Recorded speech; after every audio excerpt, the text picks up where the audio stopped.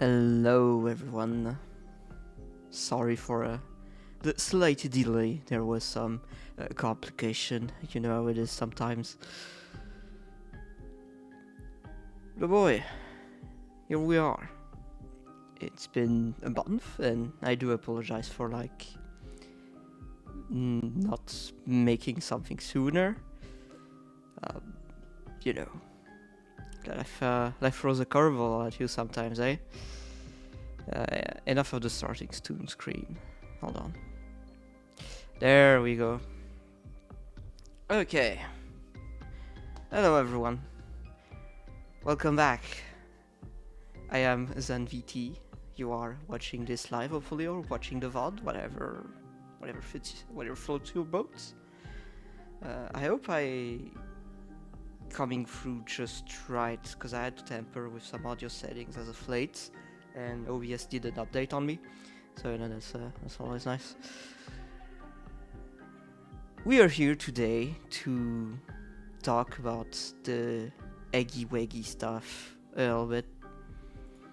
Well, a little bit. Right, our entire Google Docie, that is.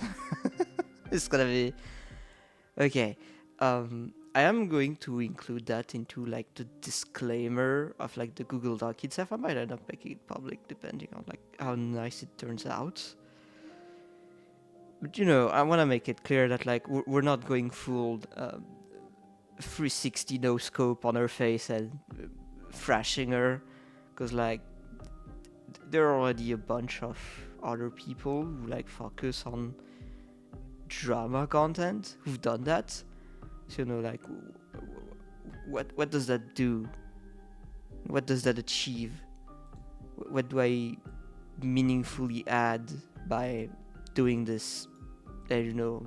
I found that the answer is, well, nothing really.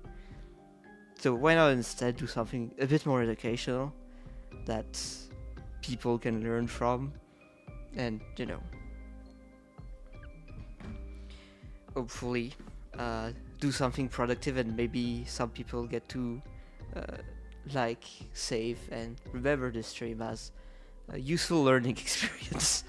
Because, oh boy, it's a small anecdote for you guys. When I first saw that tweet, when it had like 10k views, and I was like, well,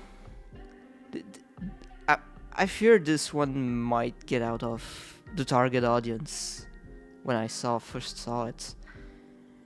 I think, as you can see by the numbers now, that yes, it did very much get out of the target audience, which I'm going to assume was, well, just Eggie's fan base, and, well, it went a little bit further than that. So yeah. Don't be afraid to tell me, by the way, if, like, how my voice sound and if the BGM's not too high, because, again, I had to do a couple of changes with the audio. Recently, I had a video on... Boy, where do we begin? Okay. First thing first, a little bit of an update on, like, where things are going. As you can guess from, like, not going live or making a video in a month, that, well, IRL's been quite hectic between, like, major things moving forward in, like, the VTuber industry for, like, the past month, as we approach, like, you know, it's always like this when we get ready for, like, con season, right? Hi Shady, hi Snackle. Nice to have you guys. As we move forward toward con season, obviously things get a little bit more hectic. People ask a little bit more things about me, and I'm a little bit more busy than usual. So don't have much free time. That plus my hobbies that, you know, I also partake in, you know, as a Magic the Gathering judge, and, you know, stuff like that. You know, that's yeah. So yeah. Other responsibilities as well. Because, you know, I live in a society, apparently, and there's this thing called family, and you have responsibilities toward them. Crazy, right? Crazy thought. And on top of that, you know, my RL job, because we're getting close to, like, tourist period, summer season again. Yeah, more more requirement at the IRL job, for frontline manager. It is what it is. We overcome.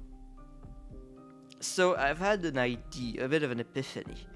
I was like, well, since it's very hard for me to like schedule a stream and schedule like an appropriate time, and that I have to do this more like day-to-day thing, why not engage in permanent guerrilla? I don't know if you guys like watch Warframe stream, but they have this thing called like prime time, and that one's scheduled, so it's not an app comparison. But like we're like at prime time 300 something right now, and I'm like, well, what if I take something like that, but call it like permanent guerrilla time or something? And so like whenever I have some free time during the day,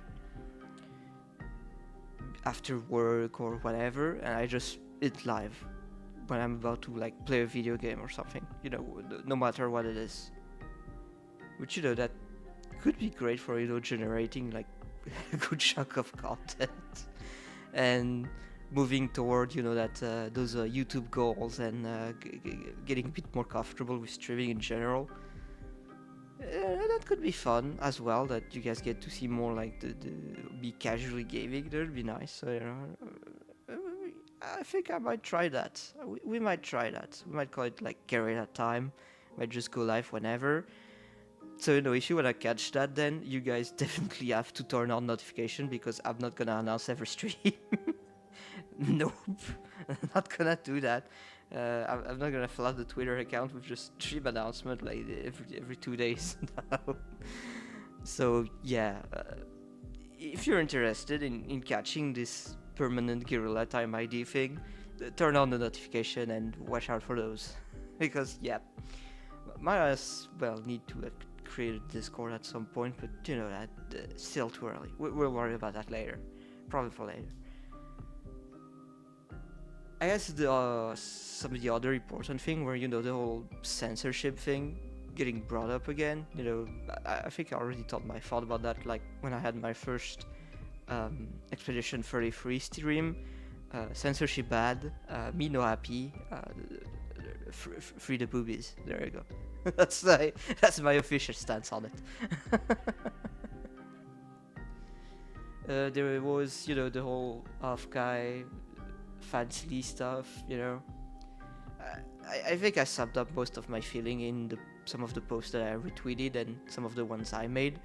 Well, like, seriously, this discourse has gone completely out of scope.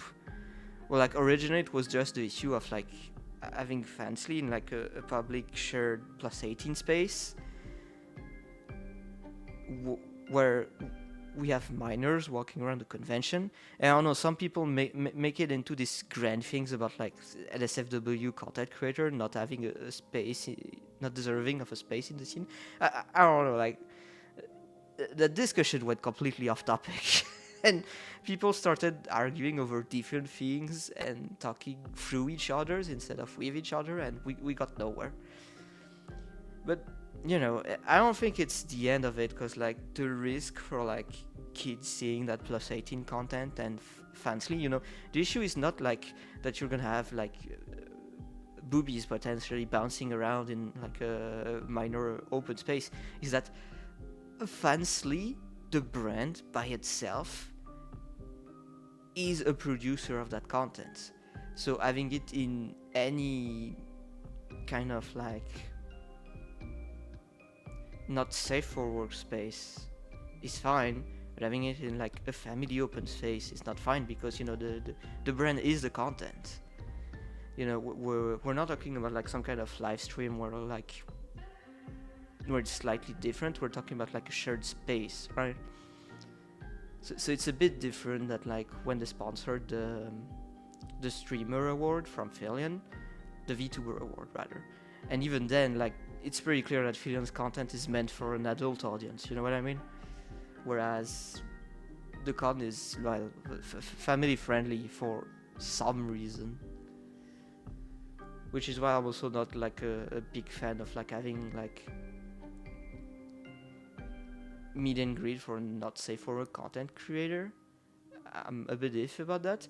Then again, when I did mine at Fexpo with the Valor talent, like, you know, everything was behind curtain and stuff, and, you know, it was very cool, very well handled by them.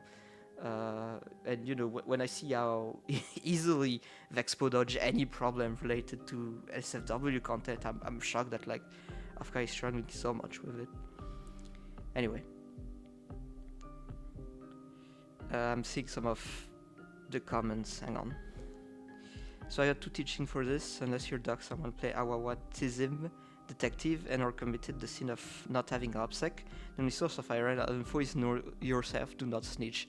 Yeah, pretty much.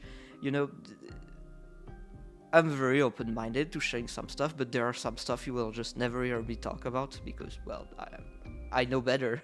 And more people should know better. Just see the quaterning, he could have had gotten away with it, but he talked too much.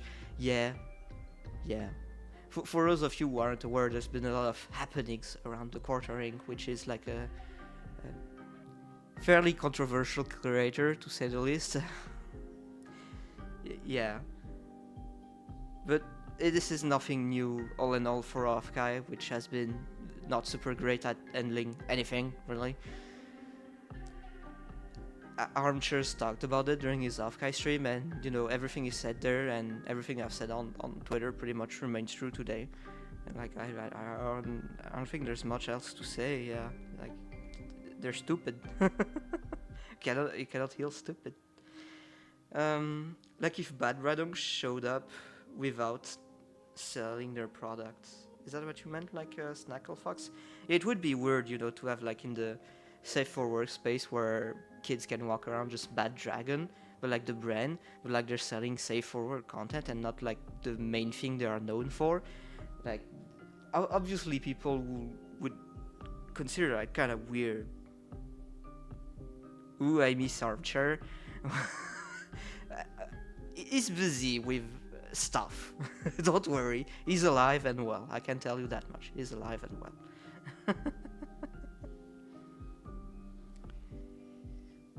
You know, I guess like the endpoint is like it's fine for meet and greet as long as they're handled well, but I don't trust Offkai to do a good job around that because, well, they've never done a good job about anything. And when someone like showed me Offkai, as in like they called me live when called me on Discord and like activated their camera and like showed me a couple of stuff here and there was some like what I would definitely consider plus 18 art in the main hall. So, you know, Afkai's never been good at their vetting process and making sure there's no plus 18 content in like the regular area, because, you know, there's some art that's like, you know, clearly doesn't belong there. So you're telling me now you've got a whole ass brand? Okay. Okay. No, don't trust Offkai one bit. Nope. Whatever. We move on. So, to the main topic of the stream, because I've been ranting for like 10 minutes now about like things not related to this. I guess if you're just coming right now, a summary.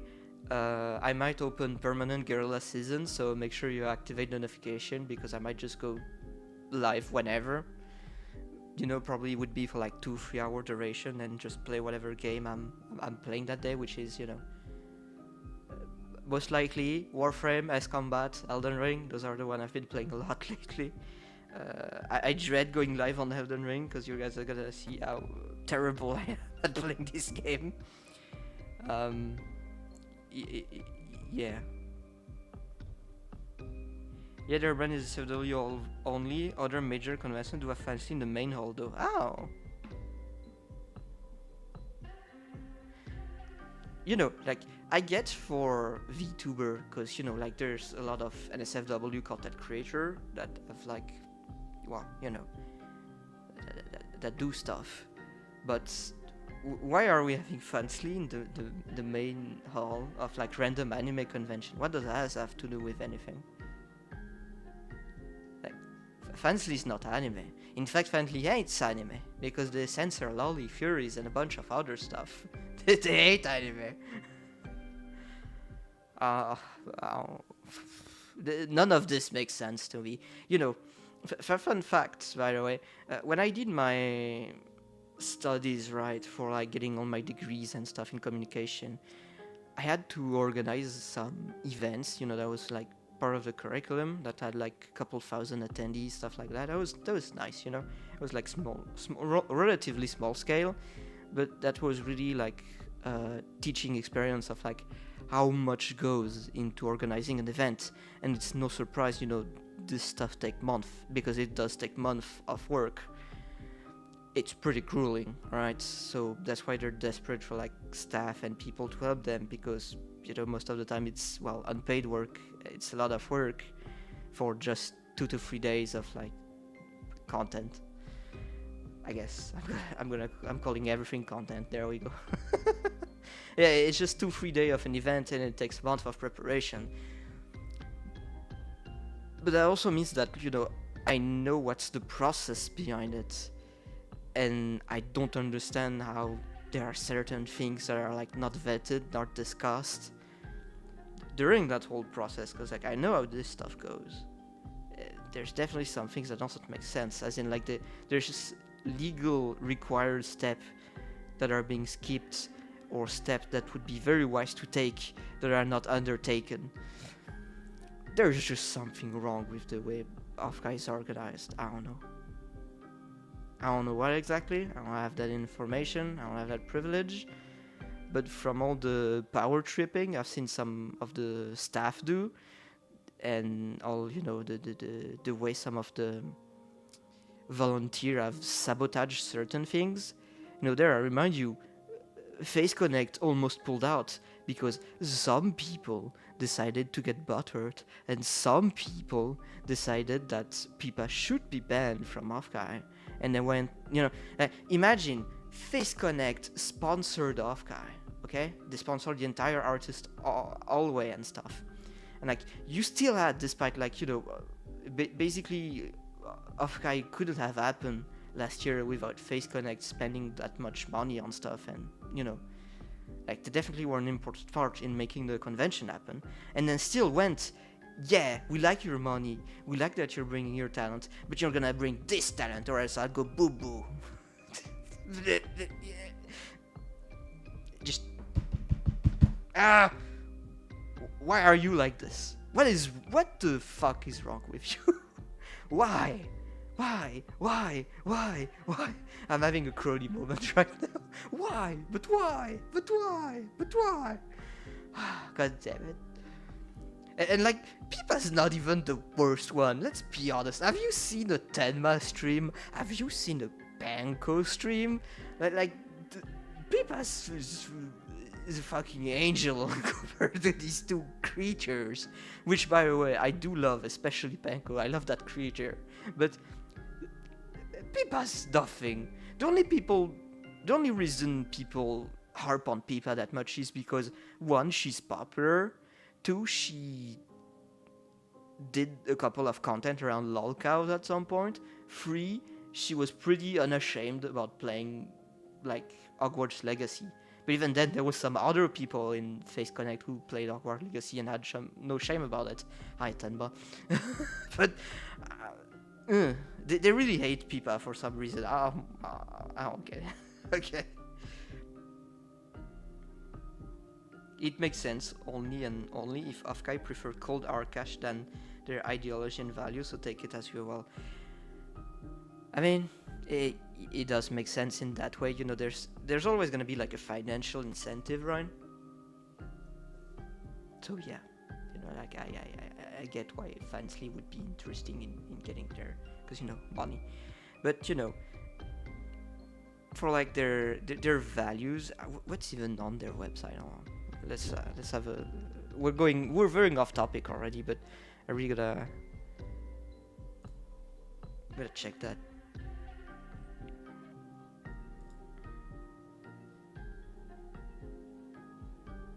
There we go, we're good. You know, I set up a VPN on Sweden to make sure that I'm not doxing myself. You're not getting me. Anyway, what's even their value? What's even on their website, actually? Um,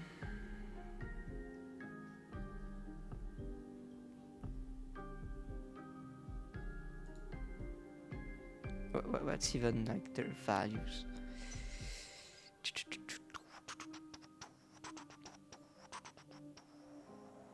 Slightly unaged, yeah. I mean that's pretty much most of VTubers, so I know that's whatever.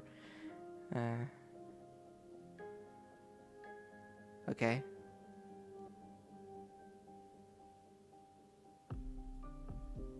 I mean, as an. Oh, that's why she used that art. Okay, sorry. I'm just. I didn't notice certain things that I'm noticing, and they make they make them even more funny. No, but like seriously, don't have a place for that.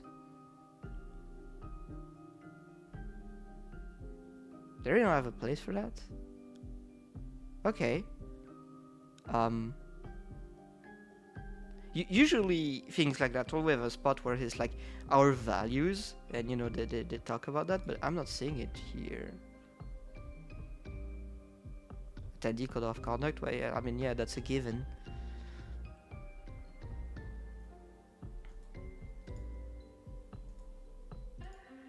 By the way, if anyone here is wanting to go as press and media, their press and media guy is a pain to deal with.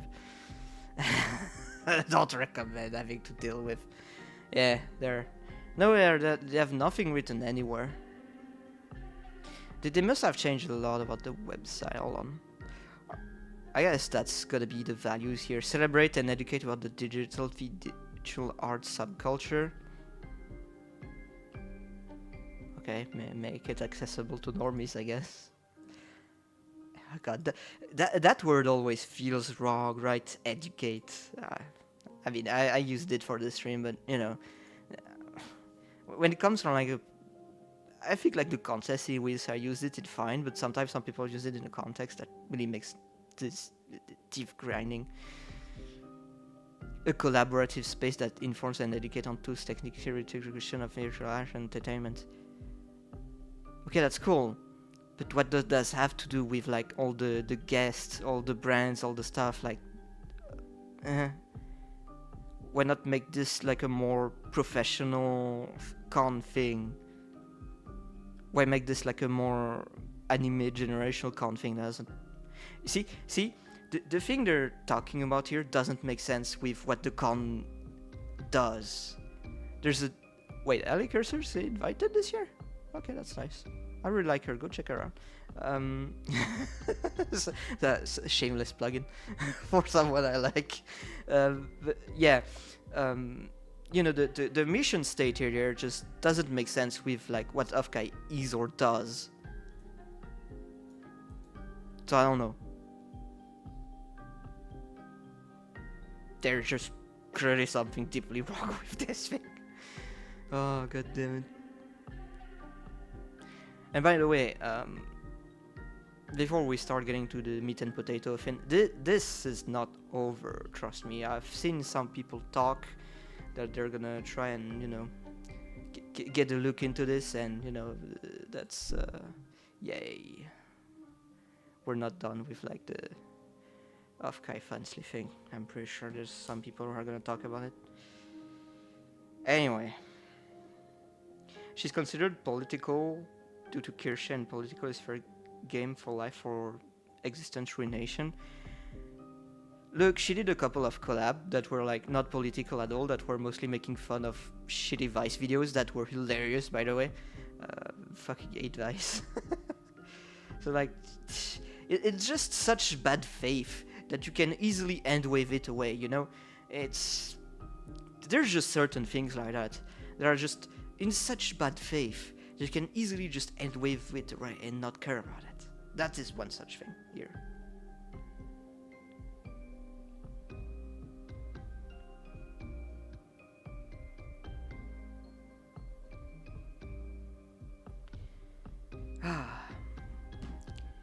Okay, to start the main topic, which is the Eggie Weggie stuff, I guess. So together, we're gonna write a Google Doc come on, spam the Google Docky in the chat. I know you guys love this. You love your Google Dockies, don't you, chat?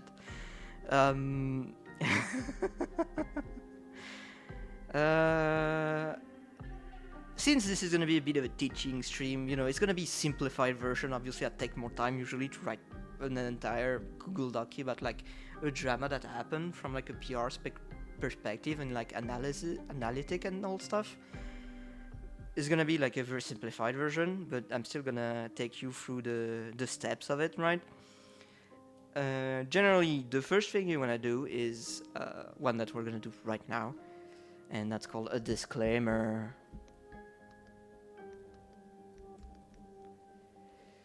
I apologize for how I'm gonna butcher the English language, by the way. So the disclaimer is still like, self-explanation. It's gonna explain like the scope of like stuff. And I'm not even gonna write sentences. I'm just gonna write bullet points because we're here to like get to the meat and potato. Bullet points like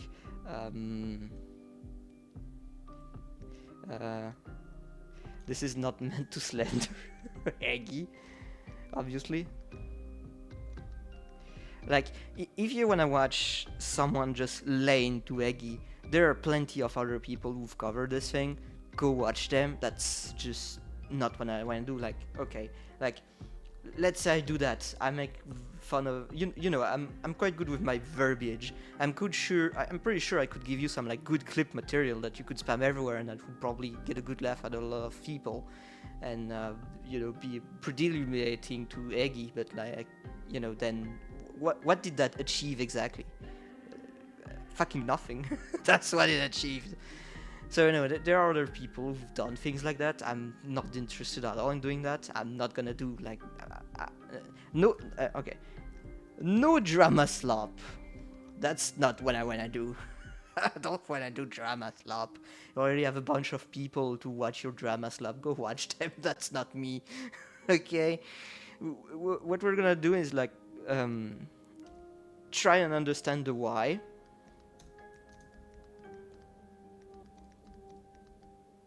And what lesson can be learned.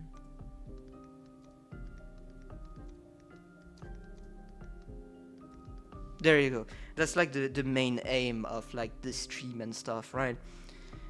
Trying to understand how we got here, why we got here, the some of the reason and explanations behind it, so that people who like, so that you guys, if you ever know like a VTuber who's into something like that, and she begs her community for help or something, or like just you in general, so you can act better, or if like some VTuber watch this stream and this VOD or whatever, and they decide that they need to like understand how to proceed, best course of action remains to please contact me. But if you want to handle this by yourself, I guess this constitutes a good beginning, right? Because when you're in Eggie situation, right, there's a lot of things you can do, but there are a couple of things you shouldn't do, and unfortunately that she kind of ended up doing, that only made the situation worse. When I initially came to see this tweet that was, at like just like 10,000 views, I knew already that there was a big risk for it to get, out of her target audience and create a bunch of other stuff, and it ended up turning out that way. But I truly didn't realize the scope of it until I had one of my VTuber girlies send me some TikToks that were apparently being made of this situation. Let me find them again. There was two main ones I saw. Hold on, there was this one, and there was this other one.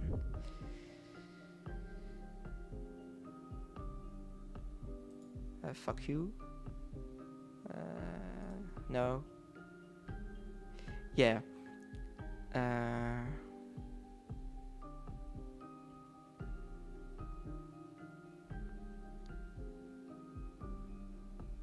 Hold on. Yeah. And that one had like a decent amount of interactions. Yeah. So that's yeah. And there was also this fuck off. Other one that had almost 350,000.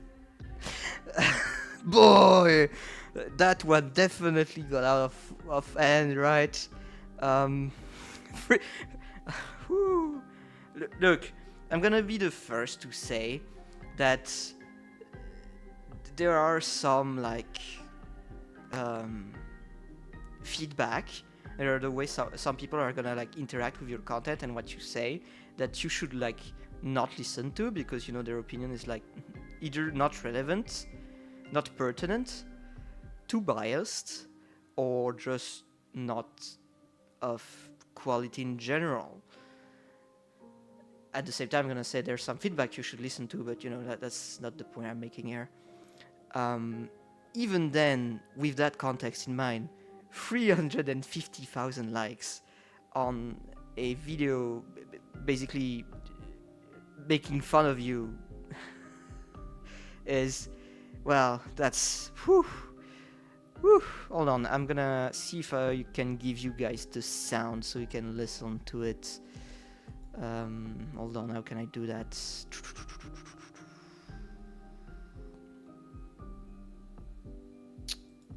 Let me see, how can I do that? Can I do that? Hold on.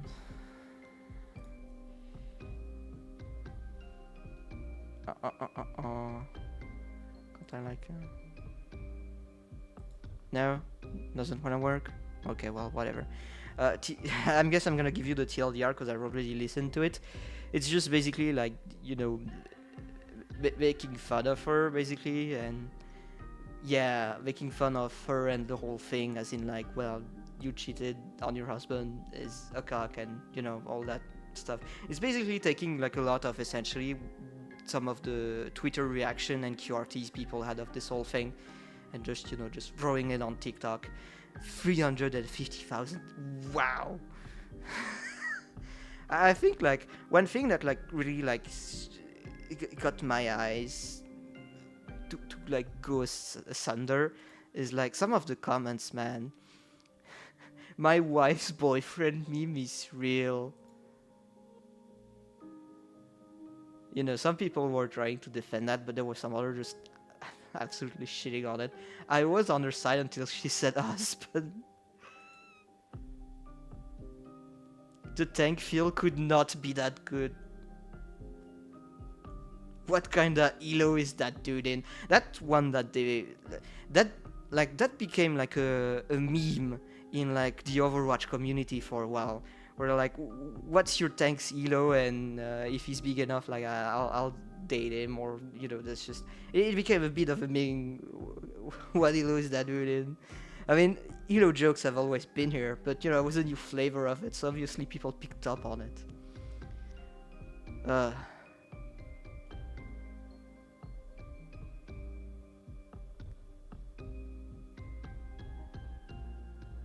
Yeah, after that conversation with my husband. Yeah, people really, yeah, Fable stuff put 10 point in luck.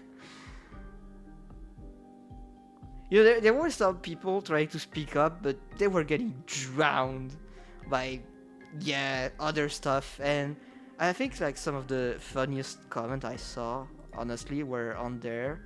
I don't know if it's gonna pop up.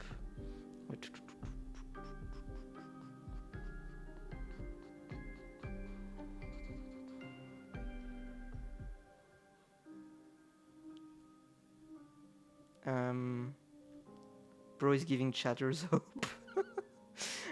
Do better, be word, top one. Yeah, not taking this very seriously, right? Some people still defending it, but as you can see, yeah, getting pretty reshoot pretty hard. Okay, so the comment's not seen here, but I think it's on this one. There was a comment like, not all VTuber, but always a VTuber. And that one had like the most like out of anyone on that video, and I was like, wow, that's really the reputation that VTubing has with some people. Like, I know TikTok is pretty anti-anime, anti-TikTok, not anti-TikTok, excuse me, anti-VTuber, anti-lolly. Like, I can confidently say that, like,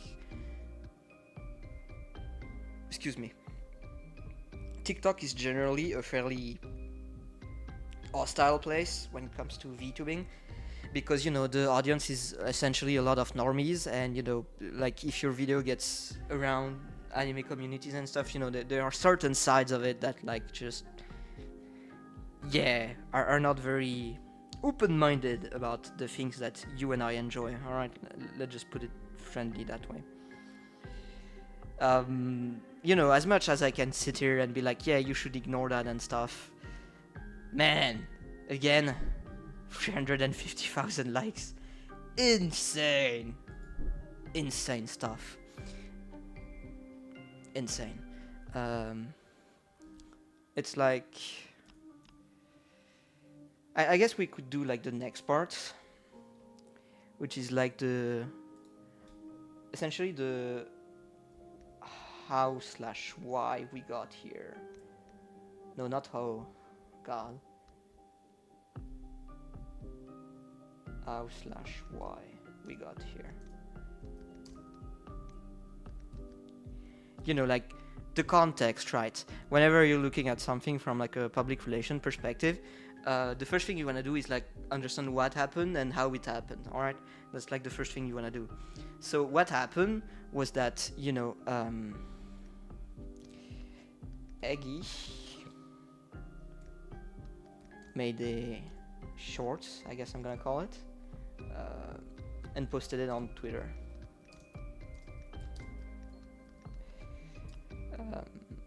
In that short,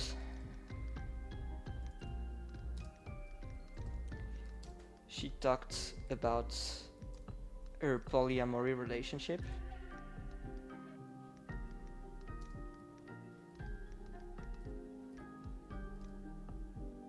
And about having a husband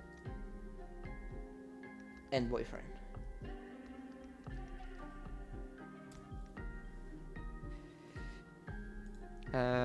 What's the date that she released it? May 11th. Okay. Twitter, parentheses, please. May 11th. It's always nice to date things. That's like the gist of it, right? She made a video about like talking about a polyamory relationship, what it's like having a husband and boyfriend. She made that and posted it on Twitter, and well, it got out of the target audience. I guess that's the summary of it. It got out of the target audience.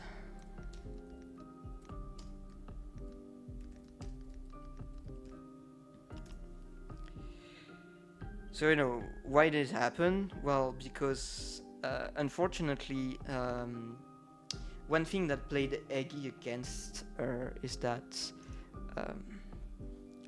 the shorts. God damn it! Please type, you buffoon.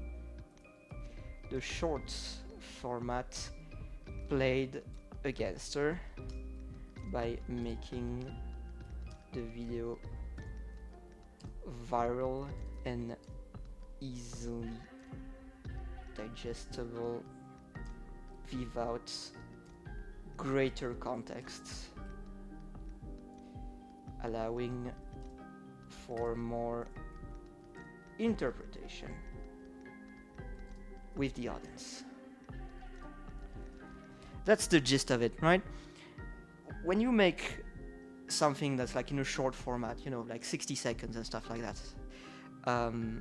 you're trying to go viral essentially with shorts. That's the whole point of thing. That's the whole point of like why TikTok became big and stuff. You're trying to go viral, right? So you need to make a video that's like very simple in its presentation, as some kind of kick into it, that is easily digestible and shareable. However, if you get to go viral, but for a bad reason, well, you got to really stop that. Because, again, video is viral, video is easily digestible, video is easily shareable.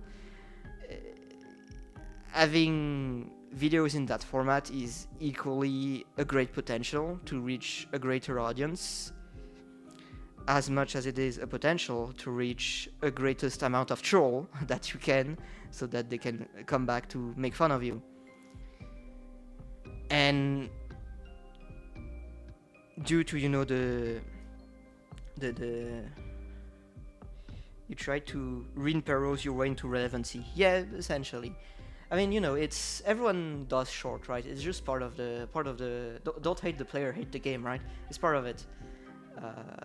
Shorts are a great way to get your name out there and get people to recognize you.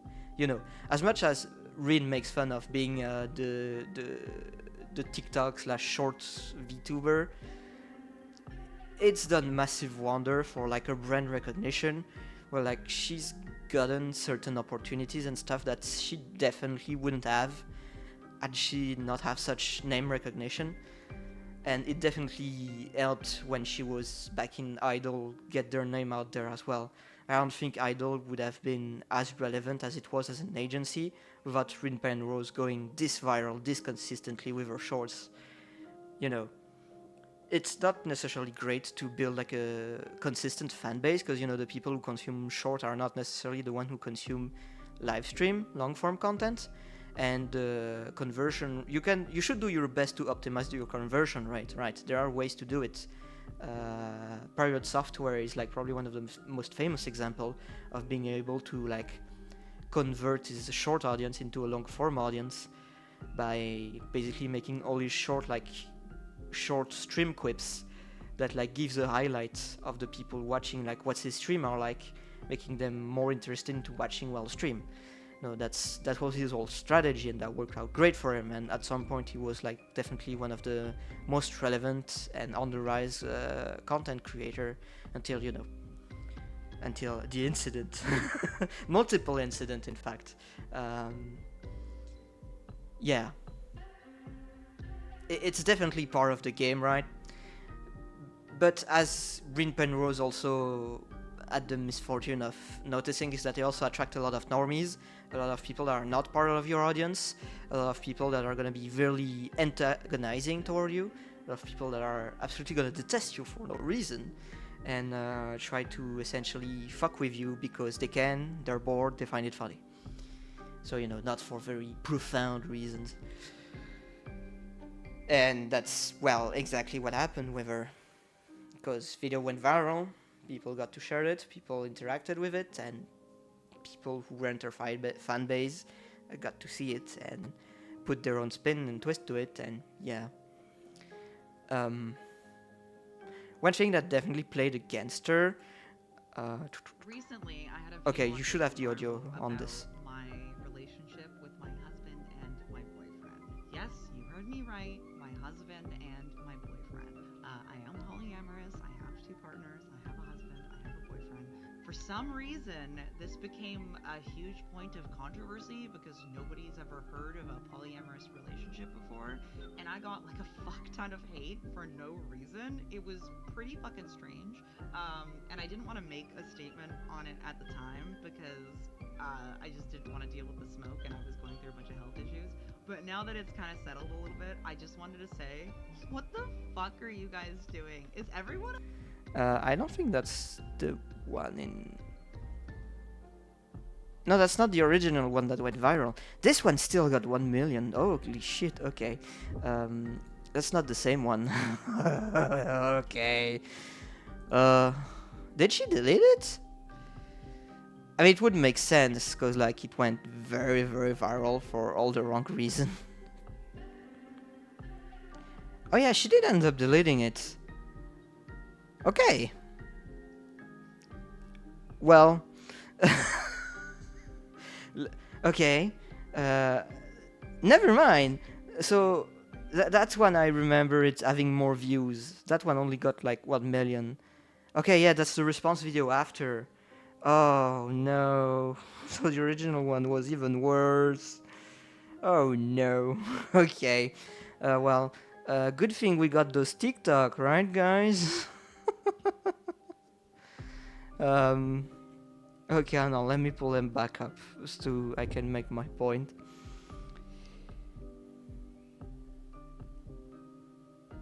Okay, here's the story.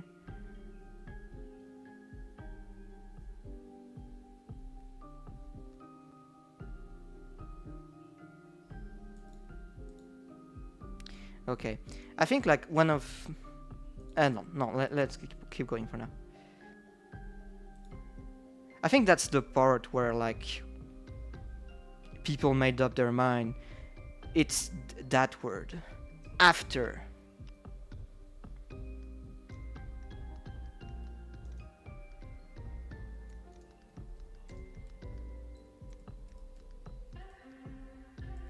Damn it. That's where the cookie crumble. Because like, you have to think about like, how are people gonna interpret this, you know, when they listen to this? What are they gonna think, right? You know, for all we know,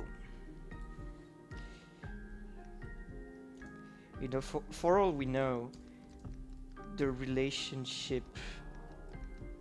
Sorry, there's a motorbike outside. For all we know, the relationship started... Hold on. The marriage would be better to make sure that we're not mixing it up. Started on the basis of being open to a future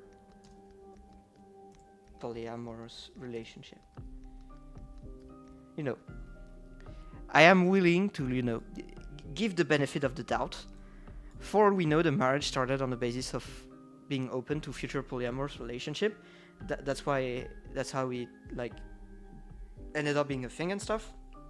But due to the way Eggie says it, after an adult confrontation, the implication of the word after is that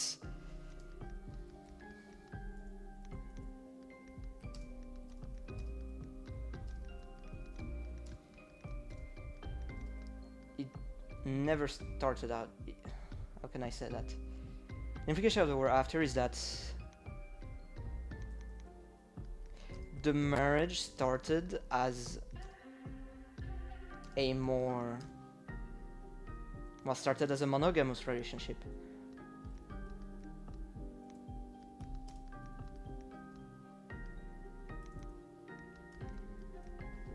Now, whether, you know, I don't know Eggie that much, personally, to know if, like, how the marriage came to be and stuff, and if, like, they were always okay with, like, polyamory together and stuff, and, you know, they just ended up finally meeting someone that fitted the mold or something. But because Eggie used the word after, the implication is that, well, how people are gonna interpret it, implication slash how people will interpret it.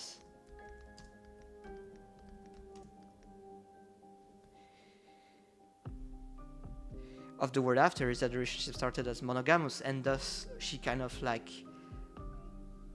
to take the word of the people who like reacted to this stuff, she forced him into a polyamorous relationship. And you know, that's some tea.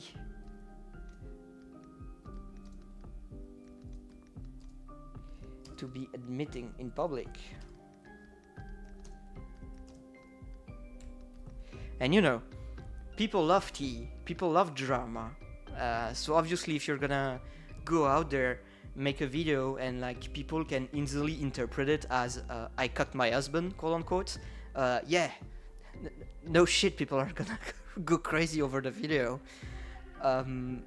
Again, whether Eggie meant that or whether that's how it turned out, I'm not here to judge that. That's not the aim of this stream and of why I'm talking about it right now. What I'm saying is that that's how people interpreted it, and so that's why that's how people decided to react that way. And you know, Real Shady, who said she can't conceive people have traditional views. I mean, I don't know if I'd call it traditional, but you know, most of the world to this day is in a monogamous type of relationship, meaning just two people.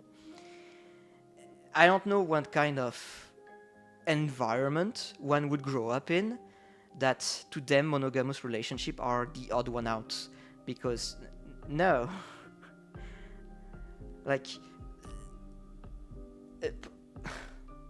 okay, hold on.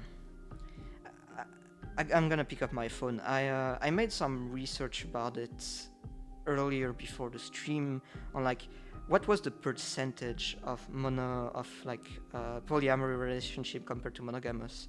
Um, no, let me pick that back up.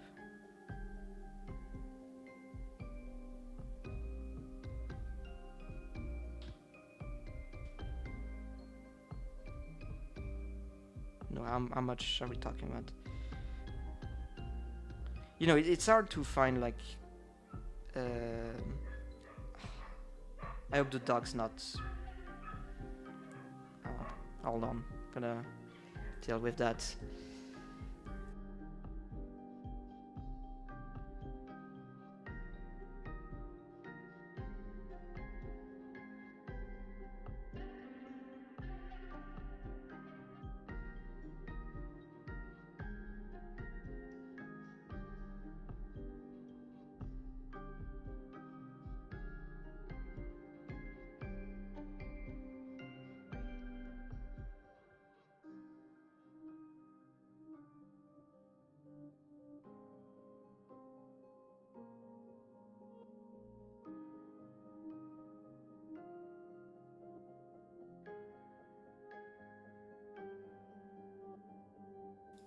Sorry about that.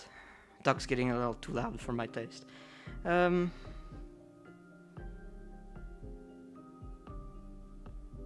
Okay, hold on. What was I doing? Oh yeah, trying to find my research again. Hold on.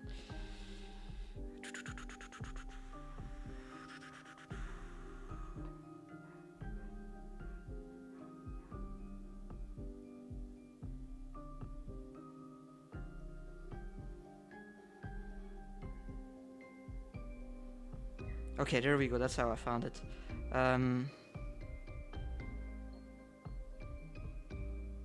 Okay.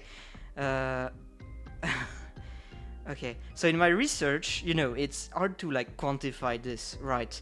But like according to some of those, you know, sex magazine.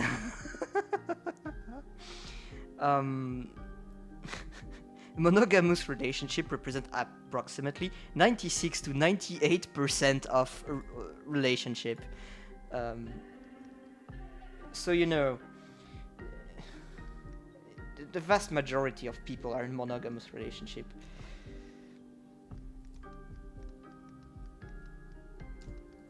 Are monogamous. I don't know in what, and that thing is important because that's gonna serve a point later, which is, you know, literally the name of the stream is that when streamers aren't relatable. You know, the vast majority is the vast majority of relationship are monogamous.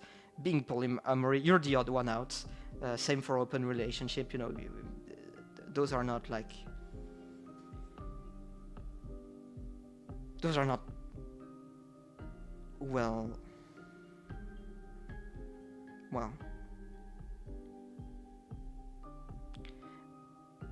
Those are not necessarily popular, I guess. What is interesting, however, is that there's like, for how few relationship there currently are, you have, depending on the area, like 10 to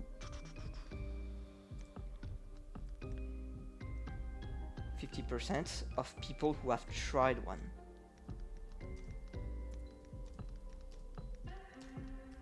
Alright? So, a lot of the thing is, there are, and what's gonna play a lot into it is that you have on one side very few poly relationship, and on the other side, here, hold on, where's my slash? You're gonna have a lot of people who know someone who tried. Because, you know, there's quite a sizable difference between 4 to 2% current polyamory relationship with 10 to 50% of people who have tried it. Actually, no, it's not 15, it's 12. My bad. Let's not spread some misinformation here. I love spreading misinformation on the internet. So yeah, and what we are doing right now, basically, by the way, is all of this is just sociology, the studies of human, their behavior, human society, their habitus. Right now we're in sociology territory, which is one of the things I am very comfortable with. I love I love sociology, and I'm pretty good at interpreting it. So on one hand, again, few poly relationship, a lot of people who know someone who have tried, and so that's gonna create a lot of bias.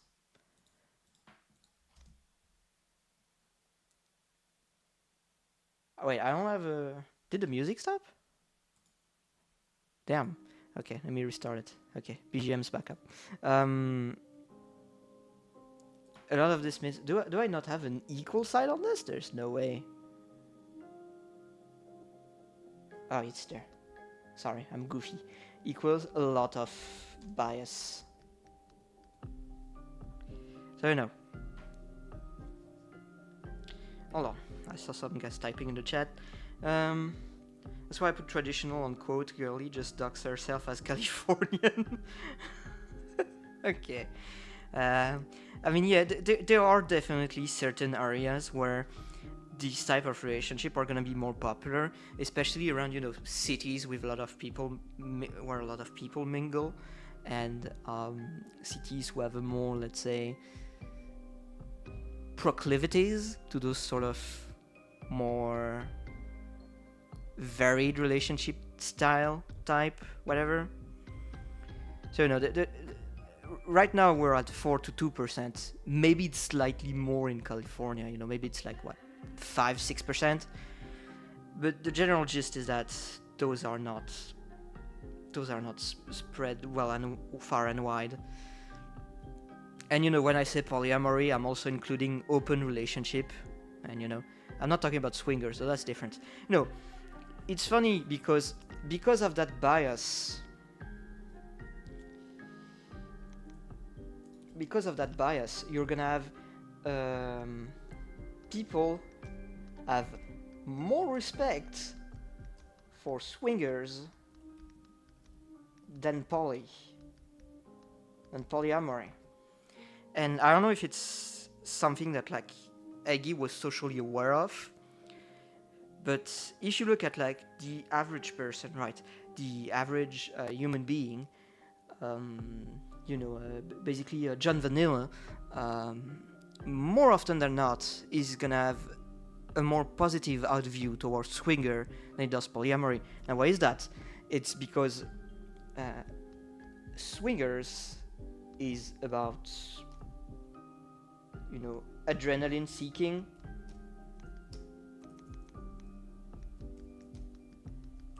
It's about pleasure seeking. Whereas if you look at like polyamory, you are building a relationship with emotions. And that's the big difference, right? And why some people are going to be always biased against it, because compared to something like swingers, because when you look at swingers, well, it's just a quote-unquote sexual habit, quote-unquote. So people are going to look at it as just, oh yeah, they're just doing that because they want to have motorbike again. Could be even more loud next time. They're just gonna see that as like, yeah, no, they're just chasing satisfaction. It's not that deep. It's not that meaningful. It's not that important. Actually, that's a good thing to add. It's like not that deep / meaningful.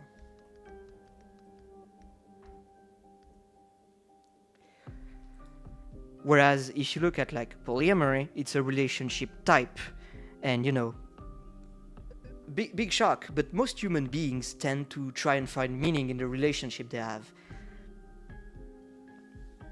And so, because there are also those emotions and stuff, well, people are gonna react more adversely, because swingers being a sexual habit involving both partners implies that both are consenting more often than not.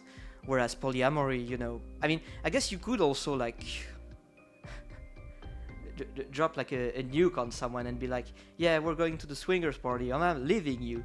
But let's be honest, it's probably gonna happen far less, and those people are gonna connect with each other far easier than being forced into a polyamorous relationship.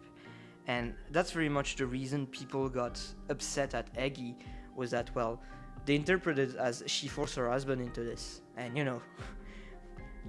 with current climate in mind, this idea of forcing someone into a polyamorous relationship is going to be, well,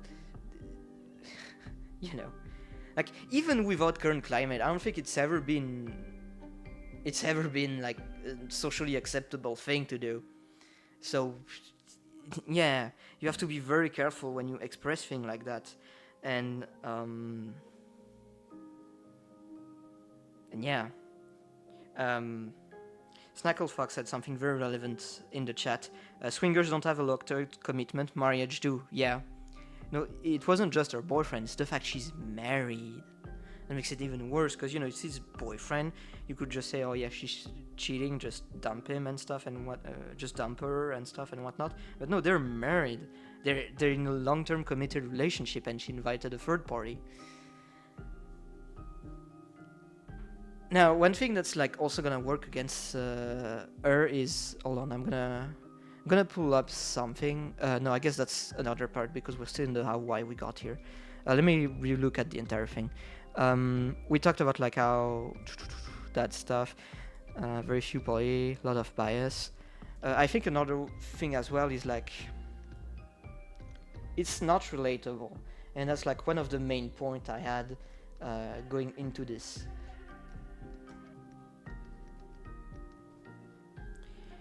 Think about why you watch the content creator that you watch, or think about why some content creators are popular.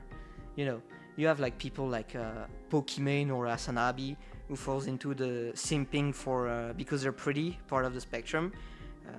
I guess Asanabi is also popular to some people because of his political view or whatever.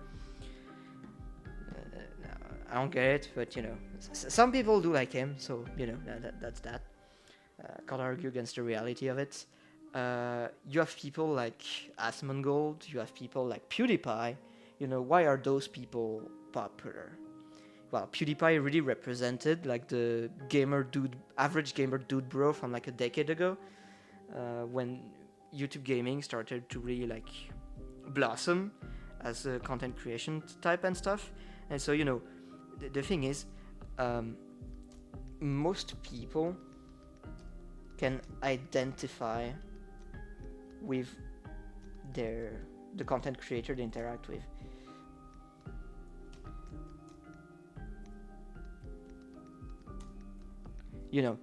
PewDiePie is popular because he's the average gamer dude bro of a decade ago.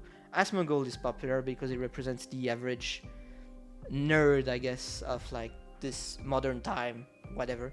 It does also feels probably relatable to like an older crowd of like MMO old heads that played World of Warcraft Classic. It's definitely appealing to a wider range of sociological group. Then you have, I don't know, Emiru, who's popular among women because, well, she's just a pretty looking woman who's like slightly nerdy, but like actually nerdy, not like performatively nerdy. So I'm sure there's a lot of women that watch Emiru because of that and that relate to her. I'm sure there's also a lot of people that watch Pokimane because she relate to her. She relate to her for being like a gold digger, money hungry, very mean, sexual bait. All the slender. Pokimane's getting all the slender. I hate Pokimane. God damn it. Segueing again. There have been a lot of studies.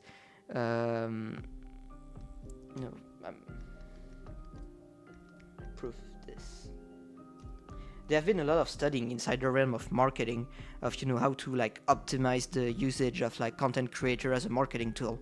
And one of the main thing that was found with like all those academic studies is that, well, one of the main reason, seemingly 60%, I believe, of... Okay, so when I worked on that was when I was in uni, so my memory's a bit fuzzy of it. But I think it was roughly 70%.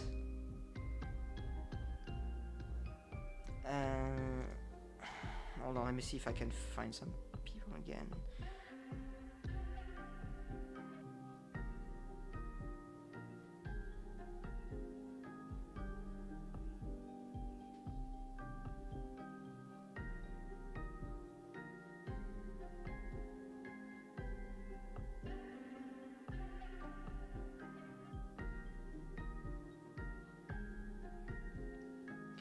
60% are strongly influenced by what the content creator does. 50% engage in a parasocial relationship. Yeah, by the way, to all the people saying parasocial bad, more than half the all viewers on Twitch and YouTube are parasocial toward the people they watch. So there you go. Fuck you. We're all parasocials now. Yeah, it's gonna be hard for me to find like an adequate source, so I may end up changing that or like making clarification if I make that public, but you know, if I share that Google Docy. But you know,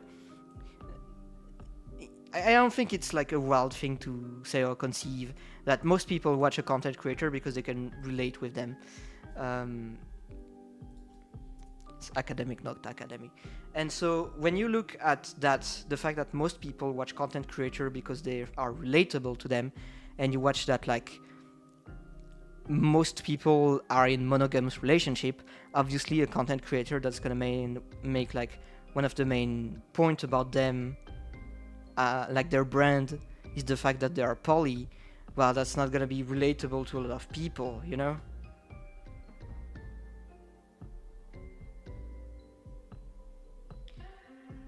And remember, influencers were conceived as disposable agents.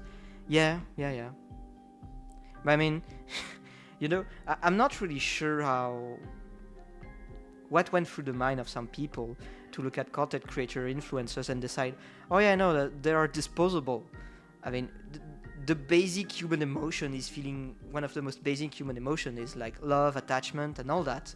So no shit. No shit, people are not gonna like that. I don't think it takes a very smart, intelligent mind to get to the conclusion that making influencers disposable is gonna have adverse effects. And it's just not how it's gonna work. You know, that just doesn't work, right? I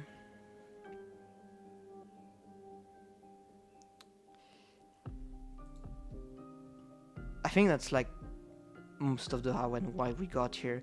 So now to talk about more like how to avoid lessons taken, etc.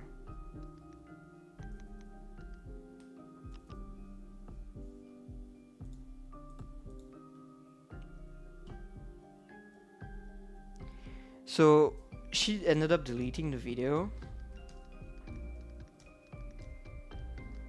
But you know, considering I still saw it like a couple days ago, she pretty much deleted the video too late. You know, it's very similar to what happened with like Jelly in Face Connect, if you remember that, with, you know, the whole Minecraft server thing. You know, deleting a video that's like starting too late. Such a thing only works before it gets, quote unquote, too viral. You know, there's a certain like limit. There's like a glass ceiling that like where a certain video you can still delete it and not suffer much consequence from it, right? However, if you happen to break through that ceiling, well, if you delete it, it's not going to change anything. It's not going to minimize the damage. And whereas that happened with Face Connect, but you know that there was also some other factors that played into it that also happened here with Eggie, where like, let me pull the desk closer. Whereas the video had already gone too viral for deleting it to do anything. Because, you know, like, the main reason you delete it is to try and minimize damage, right?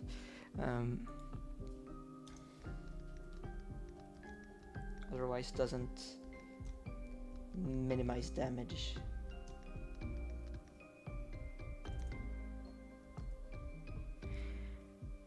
You know, the main reason you delete a video is to minimize damage, but if you do it too late and it's already gone super mega omega viral, well, then people are already sharing it everywhere, people are already, you know, using it to remake content and stuff like that, and thus deleting it is not gonna minimize damage. It might have the adverse effect, actually.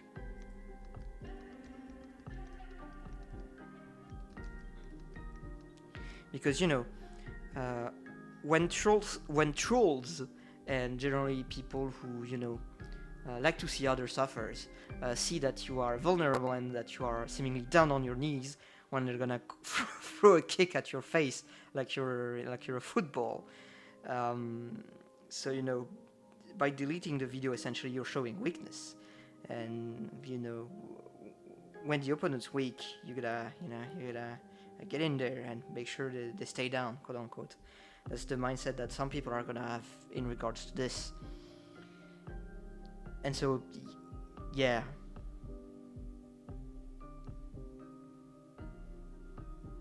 So deleting served nothing, and it had the opposite effect of making you look weaker.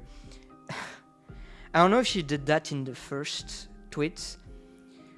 I don't know if she end up watching the stream, but if you do, Eggie, this is just a big no.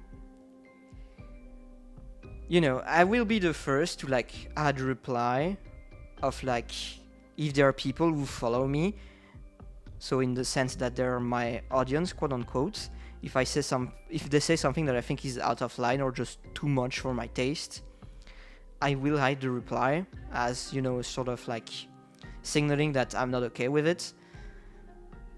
Unless it's something just... Sometimes I'll straight up say it, but other time I'll just hide the reply because I don't think it's worth engaging in it too much. But to go out there and hide reply that are just random GIF with no likes, or just, you know, literally the most random of replies. Like, I can keep going, guys. Like, this shit goes on forever. This one has like 500 plus comments, and I don't know if like the comments show the amount that she's eaten as well. Like, to go around hiding so many comments, like that's kind of psychotic almost, you know, like, no, don't do that. What's the point? You know, generally when you do anything, a thing you should ask is like, what's the purpose of this? Why am I doing this? Do I have a good reason to be doing this? Does this make sense with like who I am, what I want to be, the image I want to convey to people? And like, I'm asking this straight directly to you.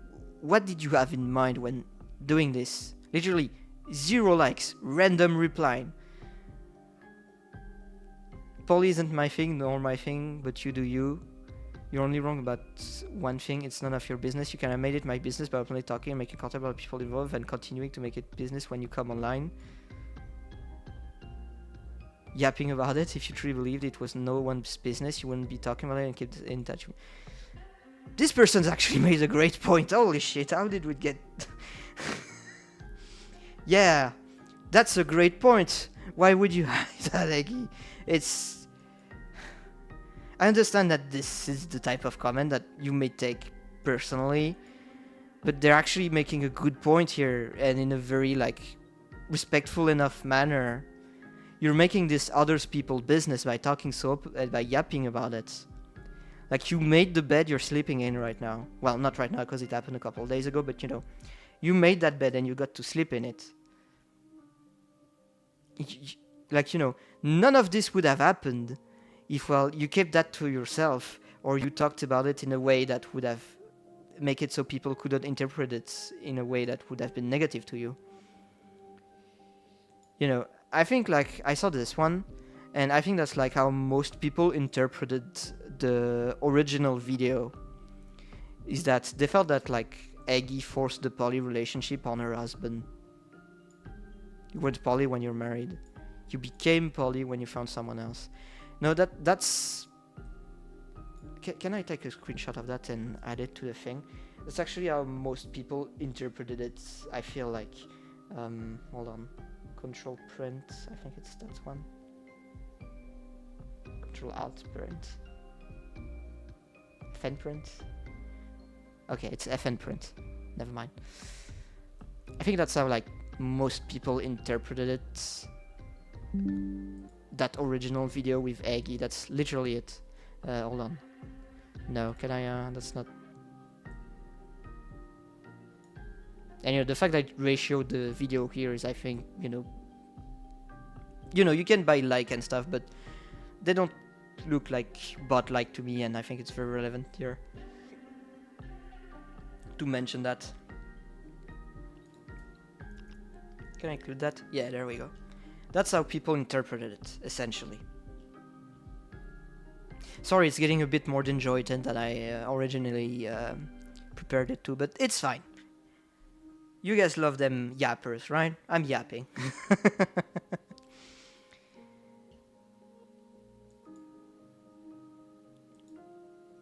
So yeah. The thing is that like I didn't reply is just going to betray your insecurities.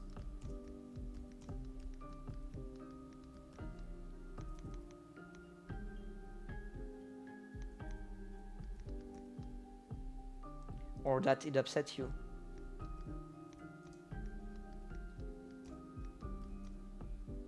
A lot.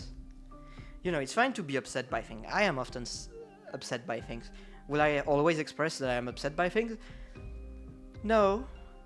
I tend to do that, granted, but I tend to do it in like not necessarily things that concerns the way people talk about me, my reputation, or stuff like that. I tend to talk about like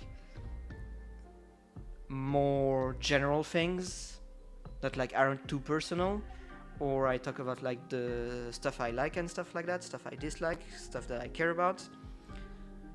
If you get too upset about the way people are talking about you, well, basically you're troll bait. That's gonna signal to people who want to wish you harm that they know what to say and do to hurt you, and so they're just gonna dive into it. Do not feel the troll. That's a very old adage that is extremely relevant to many situations. And it also goes to show that like if you're in this polyamorous relationship, that you had an adult conversation with your husband, that you are all comfortable with that, why are you getting so insecure about it, about the fact that you have that relationship? That's gonna. The thing is that getting insecure about that is all of this is going to. Hold on. Such a reaction is going to validate the interpretation people made of the relationship. They're gonna go like, look, it's afraid, she's insecure, it's because we were right, she forced that on her husband, she's a hoe. You're just reinforcing their bias, essentially. Well, I'm saying their bias because I'm assuming that what they're saying is not the reality of what happened. But at the end of the day, I don't know whether that's true or not. I'm just giving Eggie a third chance here. Trying to be as nice and gentle as possible as I can about it, but to be a bit like more firmer for half a second. It's such a stupid blunder that could have been easily avoided had you considered for half a second that people are very biased against polyamorous relationship, that since you are posting something that's like in a viral format on a social media platform, like anyone can see it and interpret it how they want. So you better make damn sure that you're stacking the piece on your side and making damn sure that there's no way people can interpret it in a way that you don't want. Because once you hit publish on that video, it's out of your hand. People are gonna do with it whatever they want, whatever they feel like. You can try to course correct and to, fight back against the misinformation, quote unquote, but that can only do so much. And it's even worse when it's in video aspect, because videos are so easily shareable and so easily, you can interpret it in so many different ways if you're if you're disingenuous enough. Really, this video should have not been made at all. Like, every single aspect of it has pieces that are stacked against Eggie that make me immediately trigger like my manager alarm, that I'm like, this is not a good idea. This video as a concept is not a good idea and not something that should have been made public. This one should have been stayed in the draft, girlies, or it should have been reserved for YouTube or for a live stream bit, or like you do that's another thing as well.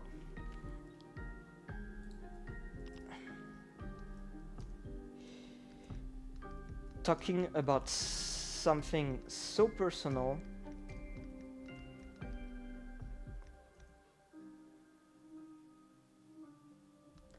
with so many stacked pieces against you, should have been reserved for a stream. I can assure you guys, if this wasn't a viral short 1-minute video, if this has been an entire stream event where she explains what is polyamorous relationship, what are polyamorous relationship, what is polyamory, how did she get into it, how she met her boyfriend, how did her and her husband get to the point where they were like okay with it and stuff. If that had been a stream where she would have time to, the first fact that it's a stream already is gonna, vet the audience in a way. Not everyone's gonna watch the stream, and a lot of the lowest common denominator, or people who are just looking to, start shit essentially, are not gonna watch the stream. You're already filtering a lot of the audience that could be very negative about this and exploit this against you. And the fact that you're on live stream allows you to, take your time to explain things, make sure that your message is not misinterpreted, and make sure that the thing you want to come across comes across fine, or the way you intended it, which is the exact reason why I'm doing this as a live stream and not as a 1-minute video or something. Because if I do that, well, there's a sense that people are gonna interpret it in a way that I don't want it. For as example, where it's just me calling Eggie a hoe and telling her to go kiss the ground, go back to the dust where you belong, whatever. No, that's not the aim here. The aim here is explaining how we got here, why we got here, and why that was such a bad idea, so that other people can learn to be a bit wiser and not repeat the mistake that Eggie did, which is essentially oversharing. I guess that goes more in the why. Hold on.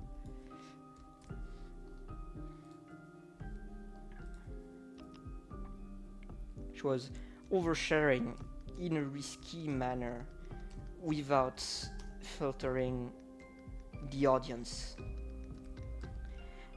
Oh, imagine if this had been just a Patreon exclusive behind the scenes lore video about herself or something. You would have just hit your audience, and not just your audience, your dedicated audience, the audience willing to spend money on you. Just that would have filtered the audience so hard that I'm pretty sure you would still have been able to make that video, if you really want to share those things, At the end of the day, I can't stop people if they want to share certain things and stuff. I've had that same issue as well if past clients were they really wanted to make a video, and I was like, no, don't do that, that's a bad idea, and she really wanted to publish it. So we ended up negotiating a middle ground where I was like, okay, fine, release the video, but release it as like a Patreon only exclusivity video. So that's what she did, and guess what? We had literally no problem with the video whatsoever. The audience very much enjoyed it, and it became a bit of an inside joke, and everything's perfectly fine, and there's literally zero problem. There are just certain things in life, in general, that are not necessarily worth sharing. And if you really want to share, but if you are in a situation or you make the conscious decision that you want to share them, you should do so in a context or an environment that will be very generous and of nothing but goodwill toward you. And if you don't do that, well, what happened to Eggie is gonna happen to you. You're gonna have 50 million people see that video, watch the video, step away from the video with the interpretation that you cucked your husband, and people are gonna make viral TikTok videos with 350,000 likes, basically making fun of you and making fun of VTuber in general. So, not only that, you're also putting a bad name on the VTubers, man. I really don't like that. Why are you doing that? Why are you silly like this? Please stop. Not all VTuber always a VTuber. Thank you. We needed that. There you go. You have your clip material right there.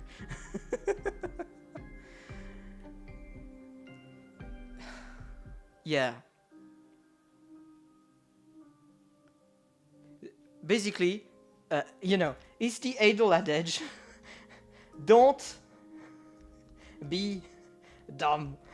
Which is so true, so real, yet so complex and apparently so difficult to just shove inside people's head for some reason. Some people cannot conceive that don't be dumb is the best advice you will ever receive in your entire life.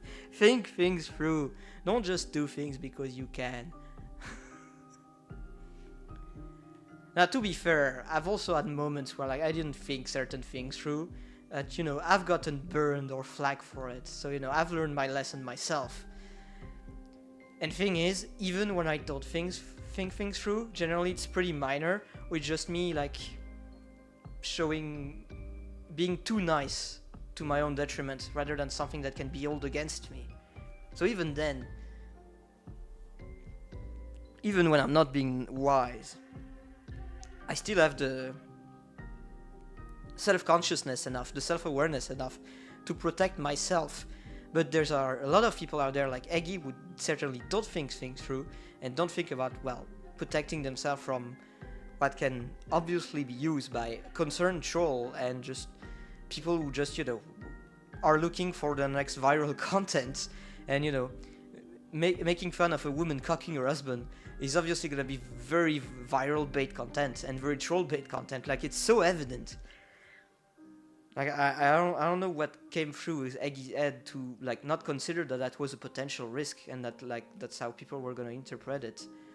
You either have to be very naive or you're being gassed up by your friends. And if you're being gassed up by your friends, then you don't have very good friends, because those friends are clearly trying to make you fall and fail. And, they don't want the best for you. I'm pretty sure if I had, a friend or a VTuber I knew who came up to me with, a video concept like this, I'd tell her that, there's a real risk that people could misinterpret it and that you'd get basically absolutely butchered in public, absolutely trounced and humiliated. It's so evident. To me, it's so in your face that this was not a very wise idea. So if Eggie told someone about the fact that she was going to publish this video, that she showed the video to them, and that they didn't tell her that this was probably, at the very least, risky, and that they gassed her up to publish that video, maybe you should consider if they really are your friend and really want the best for you, because you might reconsider.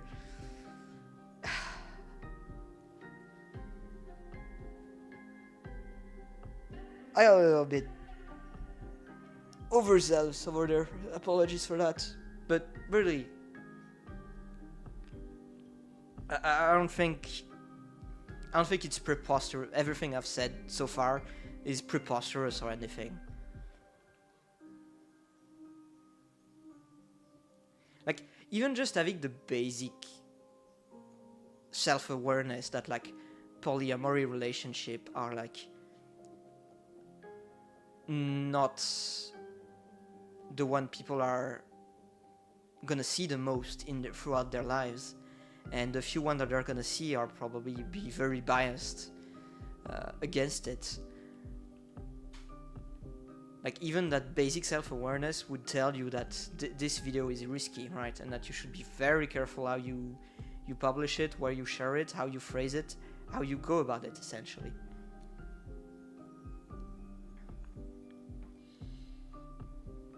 Snacklefox, my read on this so far is that she wanted it to break containment, to educate people.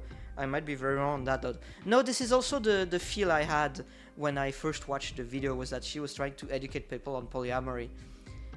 But then, here's the thing.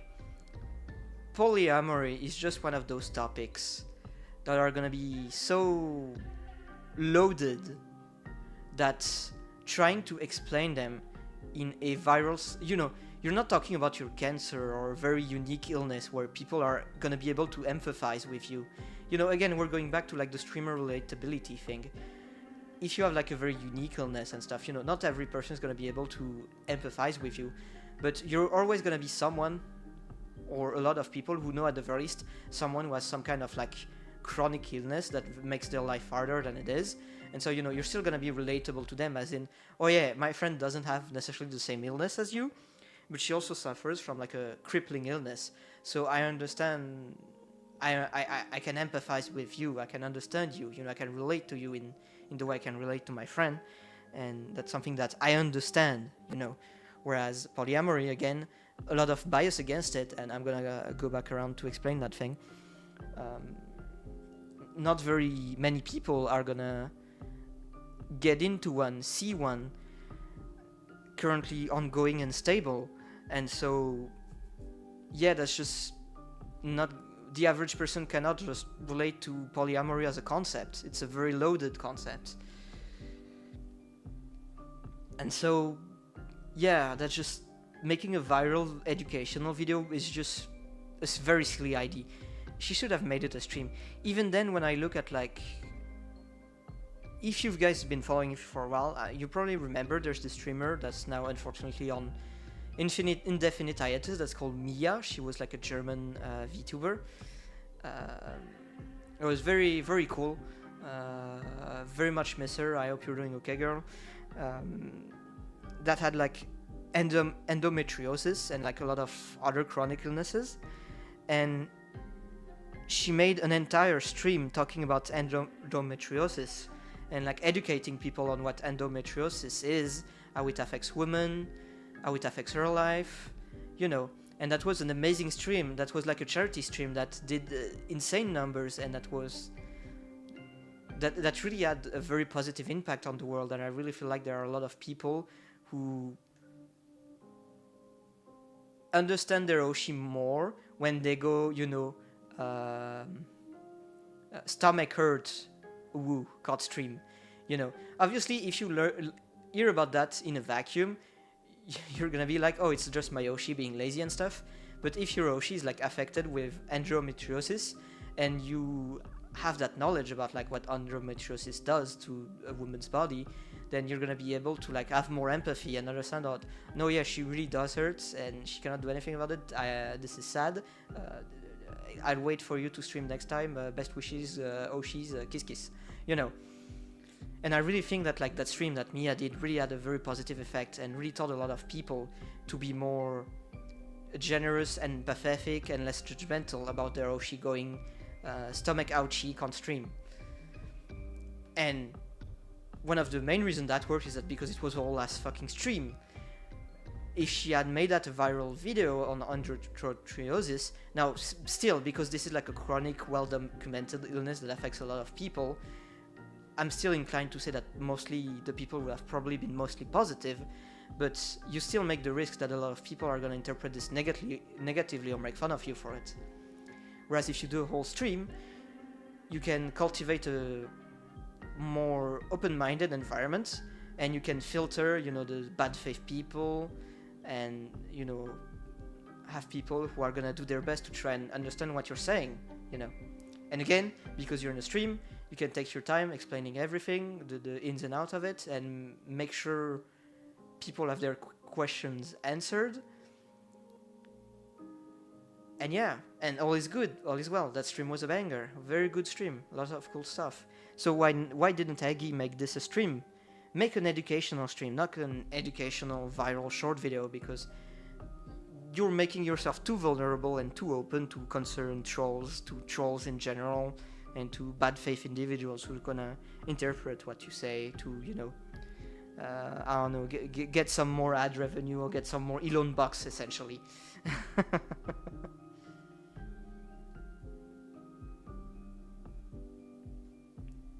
I feel like lots of people felt responsible to respond, while a different presentation might have treated it as ignorable drama. Yeah. No, if I definitely think that educational aspect played into it a lot. Like if it was just simply her sharing a life story, it could have been just categorized as tea, and people would have probably moved on faster. But the fact that she tried to paint that as an educational thing really did more harm than good, because people got more uppity about it.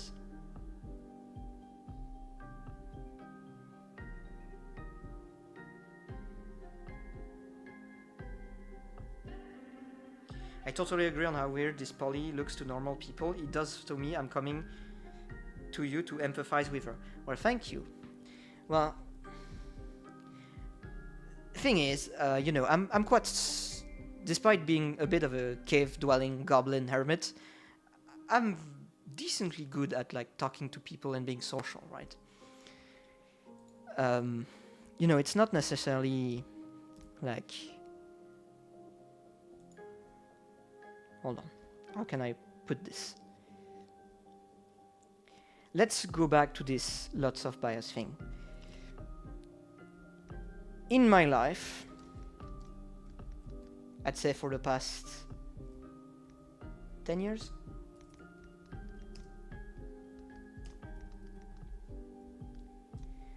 I've met and interacted with, let me think, I actually actually opened my old Instagram to check on that. I interacted with 80 different polyamory relationship. Polyamory/open relationship. So it's a limited sample size, but it is better than 1 to 0, Out of all of those relationships, you had, when I checked, what was it, 2 days ago? As of 2 days ago, you have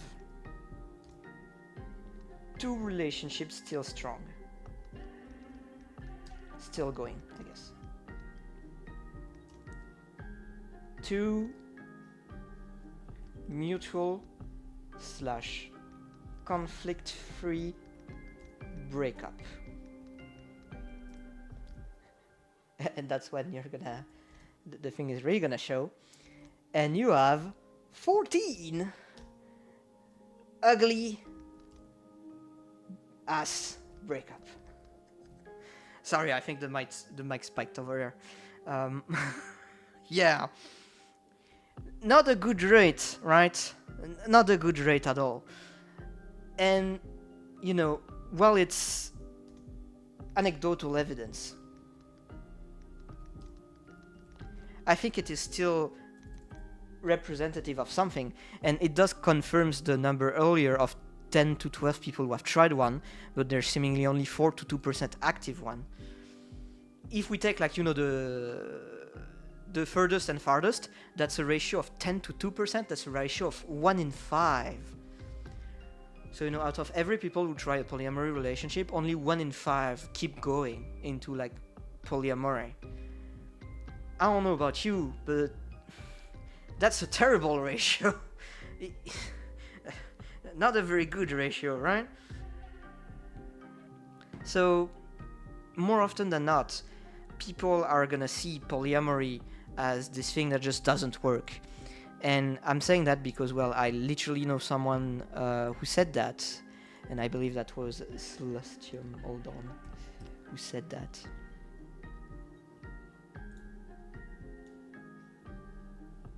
Now, Celestium, if you don't know, is like a Orthodox Christian streamer, I believe.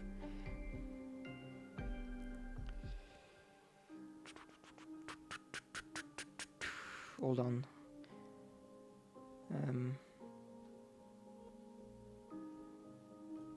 Wait, she was on side-scroller? Okay. I don't think it's the first time she was on side-scroller. Yeah. I think there are a lot of people as well who are gonna have... please. Oh yeah, it's... Damn it, it's FN print. There we go. A lot of people are gonna share the mindset she shared here of like... I firmly believe that like to the average person, they think about polyamory relationship that way. You know, I'm very open-minded to things. As long as it's between two consenting adults, I don't fucking care. But we have to be like honest with ourselves and with the reality of things. And the reality of things is that to the average person, polygamous and polyamorous relationship never work out. Because, again, anecdotal evidence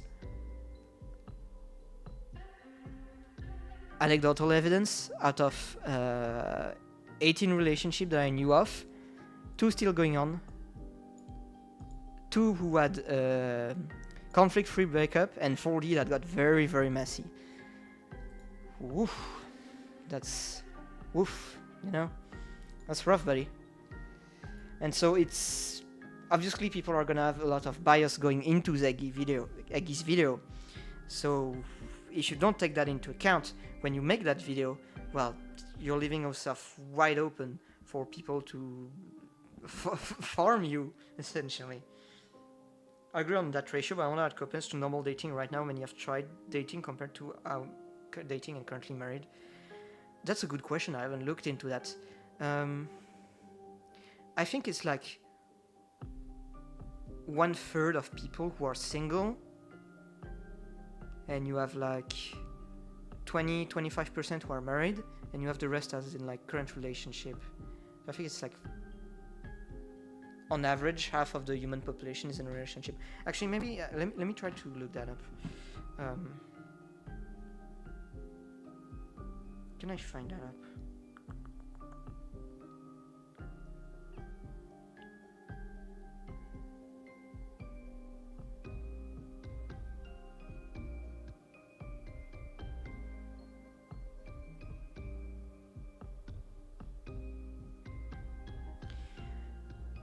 So apparently in the US, on average, around 60% of adults are married or live in a partner, and 30% are single.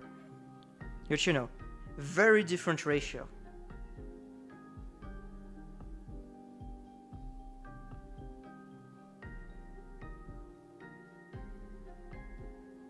Yeah, 60% in a relationship, 30% single, and 10% that are just, I don't know, somewhere else. So yeah, no, you know, when you compare the ratio to that of like the general average, yeah. Yeah. I hope that answers your question, Snacklefox. We segued again. What was I trying to say with this? To go further. Actually, let's just watch the entirety of what Celestium had to say. I didn't watch it, actually. So, get over yourself. You know, Eggie's right about that. Everyone's consenting, get over yourself. That's true, but here's the thing. The way you phrase that original video led to people interpret it as, you know, not everyone might have consented, and that's what people took issue with. But, you know, on its face alone, I definitely agree with, like, as long as everyone is consensual, people shouldn't care, and, like, who cares, right? As long as everyone's consenting and happy. Just because someone consents to something doesn't mean it's right, and it doesn't mean that problems are not gonna appear later down the line. Usually with these kind of relationships, people don't understand that you're gonna end up having to choose who you prefer more. You cannot do an even 50-50 split. Again, once you open up a relationship, and let's say in this case, this man fell in love with another man, do you love the man more? Because if you were satisfied with your relationship, you wouldn't open it up to other people. Yeah, see here, that's the entire thing. Everyone interpreted this as if like she opened up the relationship, but maybe the relationship was open to the idea of being poly from the very start. But we just don't know that, and she expressed herself very poorly, and you know everything, all the cookie crumbles from there, and you know, generally we don't have firm evidence on that. Again, we're relying on anecdotal evidence. And in the age of the internet, it's very easy to see a lot of negativity. But even with all those biases in mind, generally, if you are in a long committed monogamous relationship for a while, and suddenly you decide to open it up for some reason, well, here's the thing. There's always going to be a reason. You might not be honest with your partner to what that reason is. And that's where you see, and that's also why people have a very large bias against open relationship in general, because it's clearly been used by people to like allowing themselves to cheat without suffering the consequences, or wanting to keep the safety that they currently have of having like a stable partner, but still be able to like go around and essentially do whatever they want and act carelessly without having to suffer the consequences.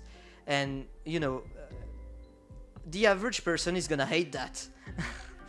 And so opening up the relationship has been so abused as a concept for bad faith individuals that people are gonna be very biased against it. And again, the more we talk about this video Eggie made, the more we can see how much bias there is flat out against it, and how risky it is as a video on concept alone. And when you couple the riskiness of the concept alone with the failure to execute it in a way that makes it so that you are at large protecting yourself from bad faith individual, well, is it really a surprise we ended up here? I'd say no. Like, had I known this, I'd have one, like, even when I first saw that video at 10k, I knew there was that risk. I knew that, like, when I saw it, I'm like, if this gets out of your target audience, Eggie, you're gonna be getting absolutely trounced. Because the flaws in that video and the way it's presented were so in your face to anyone who had like the basic judgment to consider it. Again, so much bias against the video. I have this. I think I've shared that enough before, but I have this mindset that has very much influenced the way I do things as like a public relationship person, where if I notice that the deck I'm currently playing is stacked against me, then I'd rather not play at all. There are certain situations where there's just so much bias, where things are just so stacked against you that it's not worth taking that fight, because you're not gonna win, and even if you have a chance of winning, the amount of effort you're gonna have to commit to win in that situation makes it absolutely not worth it. When you're fighting against such a stacked deck, you either have to be very careful and consider very much every possible risk so that you avoid getting into, a situation you aren't prepared for, or you just don't do it at all. Just don't tempt the devil. Don't play with fire, kids, because fire burns. And well, that's what happened. she got burned. That is rather unfortunate, but well, it's what it is.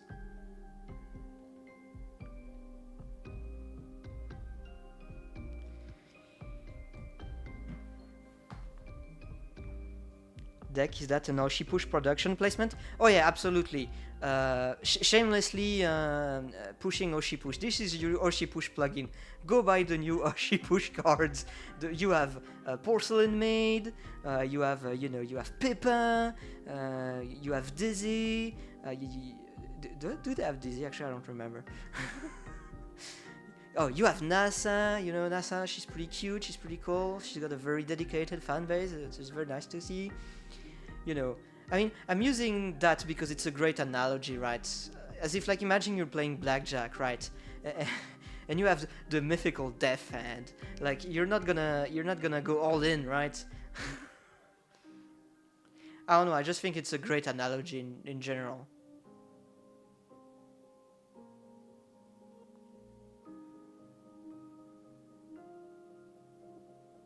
I'm playing Devil's Advocate here, and I'm more Celestium side by default. I mean, yeah.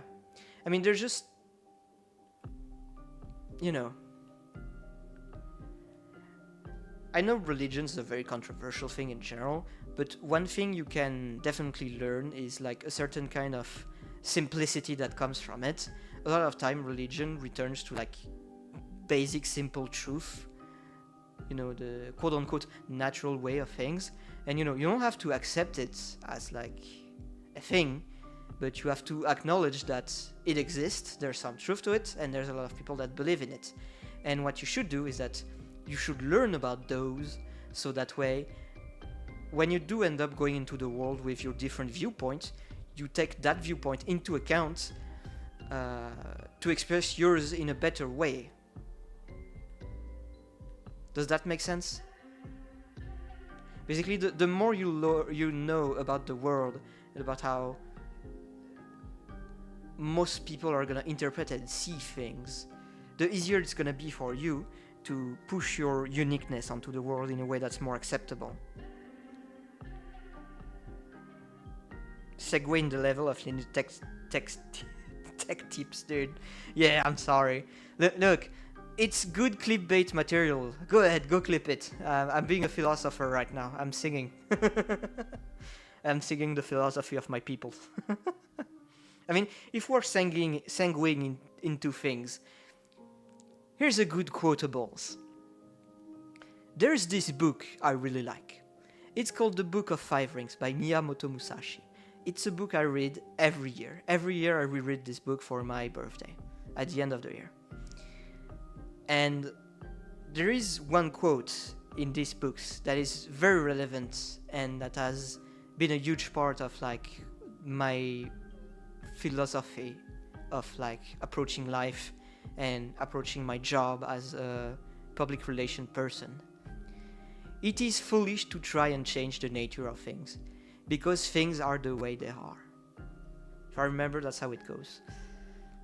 I'm just gonna double check just to be clear. But I'm pretty sure that's how it goes.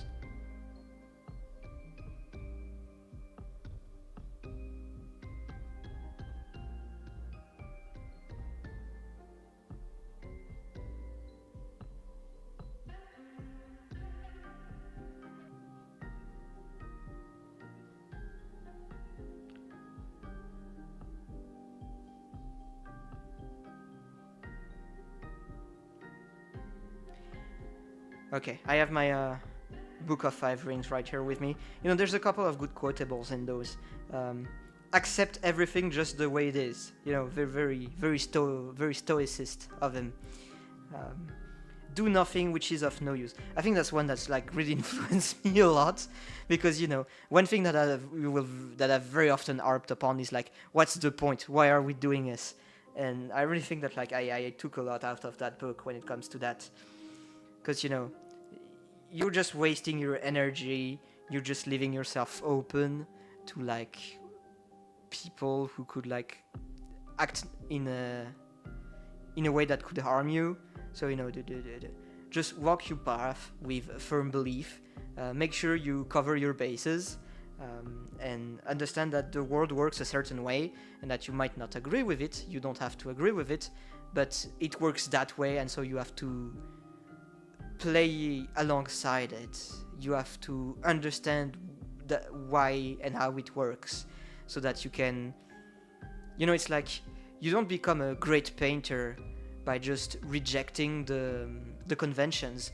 You master the conventions to then break away from it, and that's how you become a great artist.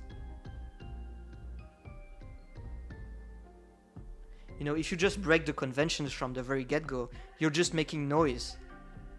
Anyone can, like, God, we had that thing I have to mention that we had that thing in Paris at some point where we had like a pseudo intellectual, a pseudo artist. Let me reset the page. I'm very fast.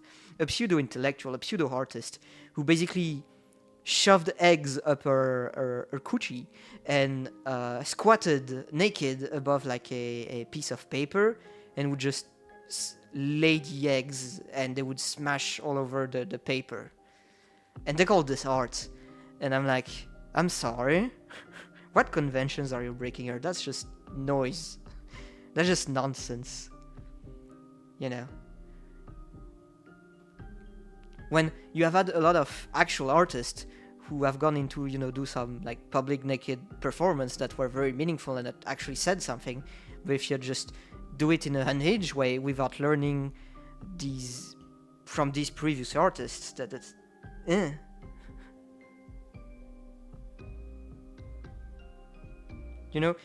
you can't bend the world to your will every time, right?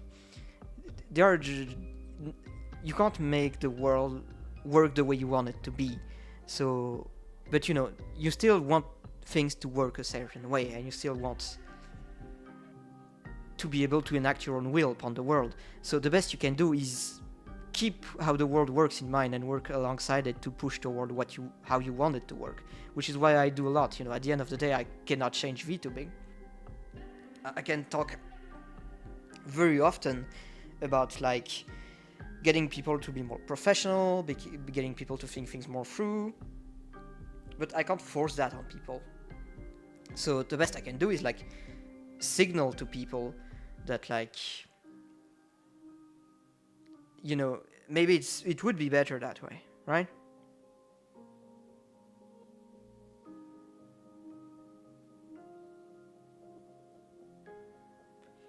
I like that idea, be more like the reed, bending with life rather than forcing it to your will. Yeah, yeah, absolutely. I also believe that's like there's some kind of Buddhist saying about that, about like, or maybe a Shintoist, but like bending like the reed, being malleable and not brute forcing your way through everything, because they're just not gonna work. It's not gonna work out the way you want it to. Holy segue. Okay, to get back to this. I think that there is one last thing that I can say about the bias against polyamory, is that polyamory as a concept has a very high barrier to entry. Now, what do I mean about this? High barrier to entry.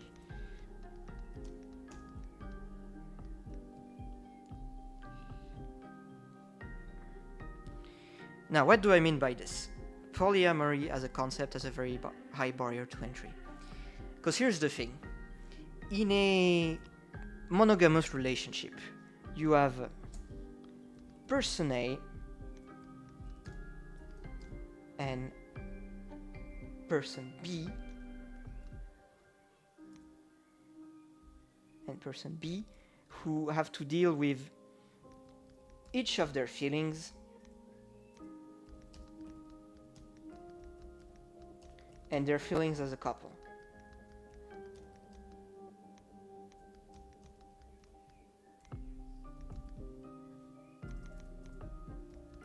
Right? That's how it works.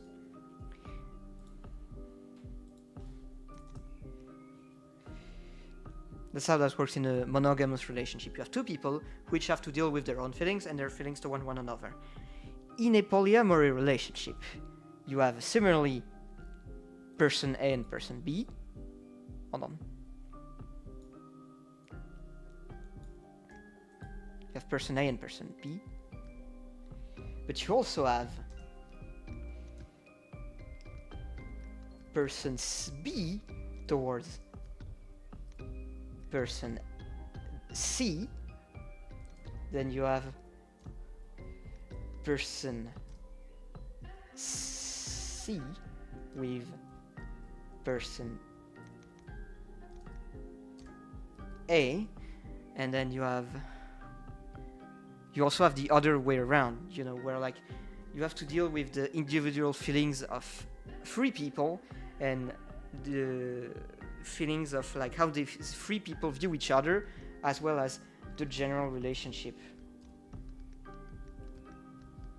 plus the four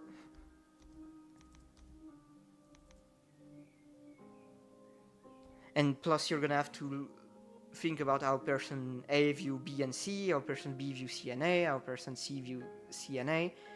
Like, you are multiplying the mental load, essentially.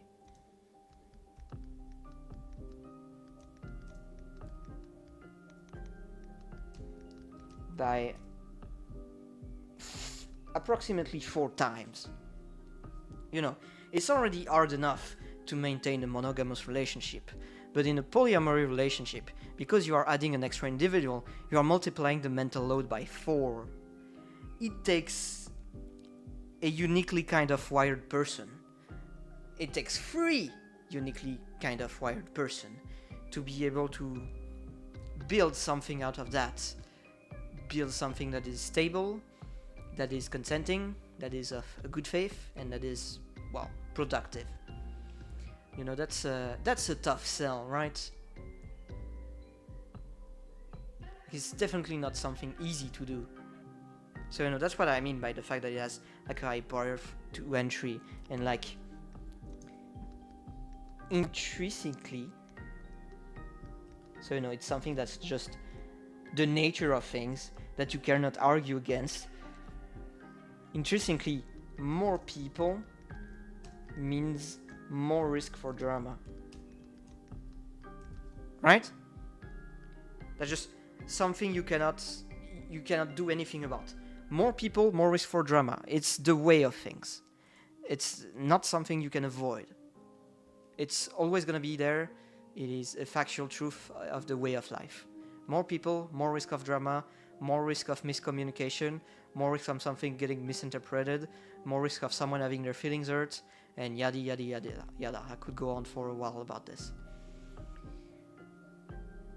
And, you know, that also goes to like the point that Celestium was making here of like how open/polyamory relationship doesn't work, and that's, well, most of the time it is not gonna work because the barrier for entry is just so much higher than when it comes to like a regular monogamous relationship. Then yes, on average, you are gonna have more failed polyamory relationship, especially when, as we've seen with those numbers previously, 10 to 50% 10 to 12% have tried or are interested to try. So, you know, with how many people are looking at it without understanding necessarily what a polyamory relationship implies, like how much of a commitment it is. Like, you know, they don't understand that until they're inside of one, and it's a hard thing to conceive as well. You know, it's not something you can easily prepare for, because it's just not something you usually get to experience. Yeah, no shit. Polyamory relationship most of the time just don't work and are not gonna work. And anecdotally, most people are gonna know of a polyamory relationship that ended burning down because someone ended up getting favorite or someone ended up getting upset, than, well, it working out into the setting suns and with everyone's happy. You're talking 1% percentile success rate. I mean, I wouldn't say 1%. I say maybe, I mean, 1 in 5, 1 in 10, maybe. I don't know. I don't know. It's hard to get numbers about that. But like, if I look at like my own anecdotal experience, 2 of 18. That's what I. Let's say it's like 2 in 20, so it's 1 in 10. 10% success rate. Yikes! Not a lot.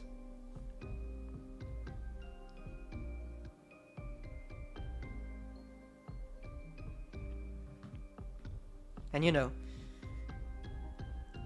as you are talking, I see you mentioning some things, Snackle Fox. Yeah, it's not just, you know, those feelings that you have to handle. Is that you also have their needs. You know, you have to manage people's needs. Again, you just the barrier to entry is just so high. Like, it's no surprise that like most of them don't work out. You know, with my own anecdotal evidence, it would prove to be like 10% success rate, which is not a lot. Very much not a lot. And you know,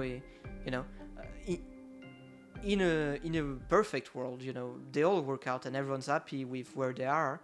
But you know, this is not a perfect world, and we have to make do with that truth. So yeah, people are always going to be biased against polyamory.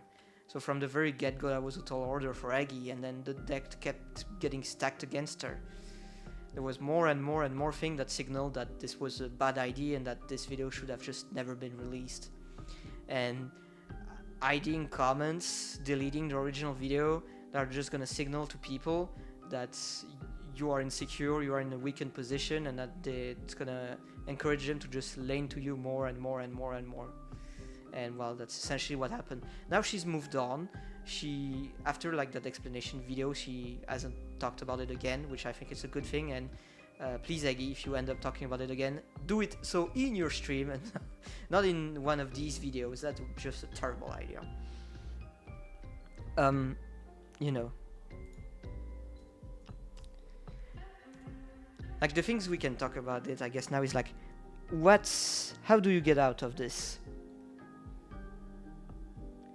For that, you have to have the self-awareness enough, which is why most of the time it's better to ask like a third party or, a PR consultant, because you're not necessarily gonna have the self-awareness enough to understand that why are people currently upset at you, you know. Because it's something that affects you directly, it's very easy to misinterpret why people are angry at you. Because you're gonna have your own bias and insecurities. They're gonna lead you to a certain train of thought that might not be true to the reality of all. Why are people getting so mad? Why are you mad? It's only a game. And so the reason people got upset here, right, was because they interpreted it as in Eggie forced that relationship onto her boyfriend, right? So if you are to do like an explanation video, you would need to like condemn people who force poly/open on monogamous relationship, monogamous/unwilling partner. That's like one of the first things you should do is like make it very clear to the audience that I don't do that. That's a terrible thing to do. I'd never do it. Essentially, that's like the core of the initial message that you need to convey to people. You know, yes. And you know, I don't think it's a wild thing to say. Yes, forcing people into open relationship is bad. What a shocker. Who would have thought? You were basically removing consent and agency from your partner. So big yikes all around.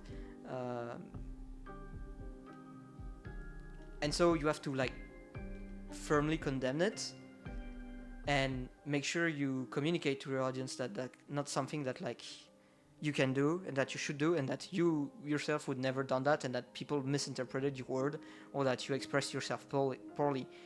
However, for the sake of, let's call it, intellectual honesty. I have to make it very clear. That can only work if you are being truthful.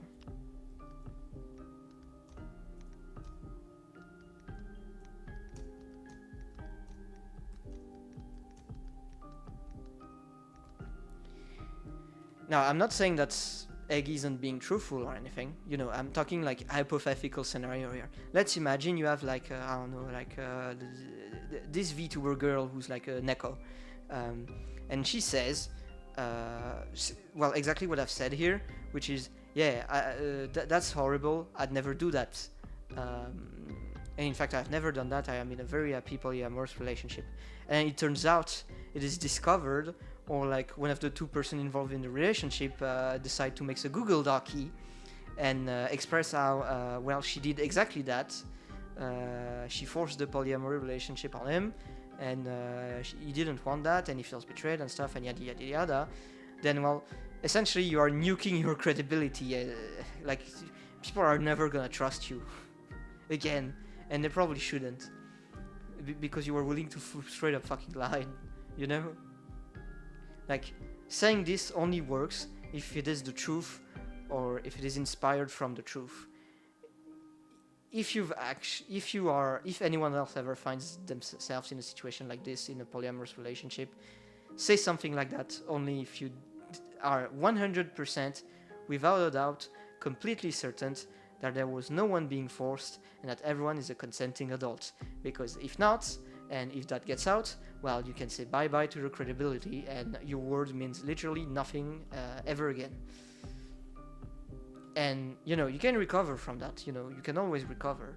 But, it's gonna be a tall ask, it's gonna take a lot of effort, and it might not end up being worth it for how much it will cost you in terms of public humiliation.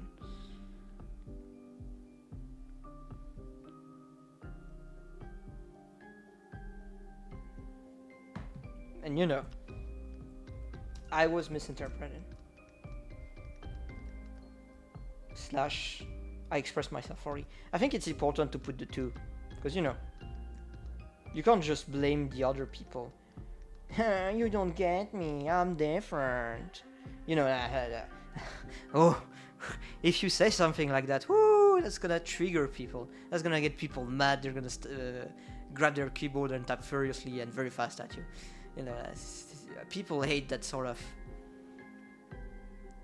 entitlement, I guess. Or like this feeling of superiority you'd expressed.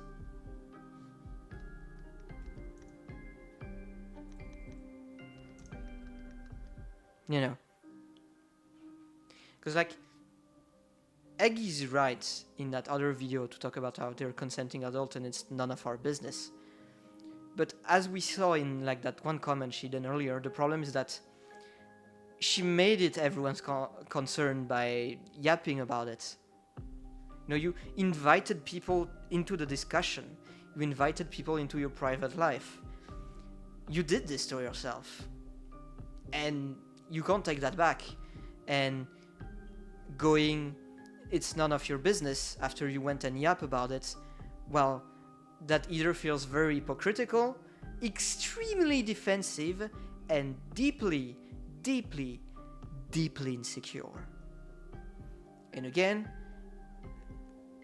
when you're talking publicly about your polyamorous relationship and how happy you are, and the first thing you do after is express deep insecurities, well, yep. I don't think I need to explain this further. I'm sure you guys get where that goes to, right?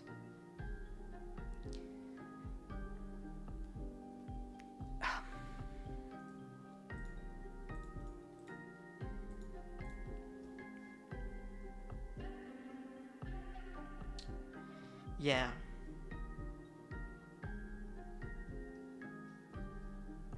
Do you guys have like anything else you think it's worth adding or talking about a little bit? Like, I think we did like a good overview of it, quote unquote.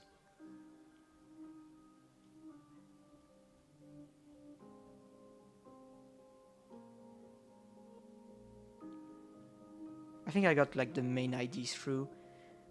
You know, people are biased against poly relationship. That was very poorly expressed. Probably something that should have stayed on the stream or never be made. Should have stayed in the draft. Didn't take the bias into account. Didn't act very wisely. Lacked self-awareness and any sort of foresight.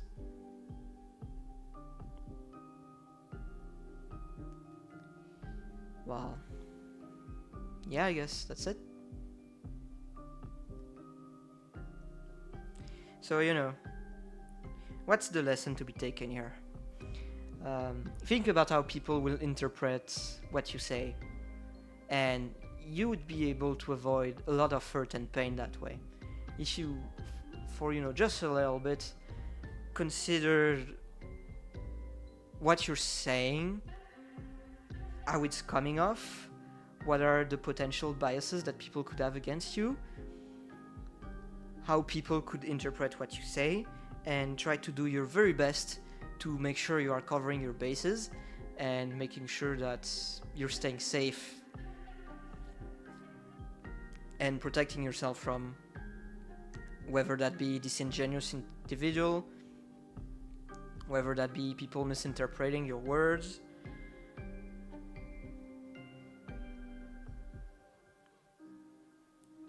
This ties well to existing talk about how to present your marriage relationship to even normal ones. Yeah, pretty much. I mean, if you're GFE, obviously talking about your marriage, that's gonna have some adverse effect, right? But you don't have to be in a. You don't have to be a GFE streamer. This thing is very proof that you don't have to be a GFE streamer for a talk about your personal relationship to go completely array and create a lot of unnecessary negativity around you. Even if you don't make the specific type of content that would warrant people getting agitated over it. The fact is, if you share too much in a way that gets misinterpreted, well, people are gonna paint your character a certain way, and considering how much drama there always is, and how many mean girls are walking around VTubing, well, yeah.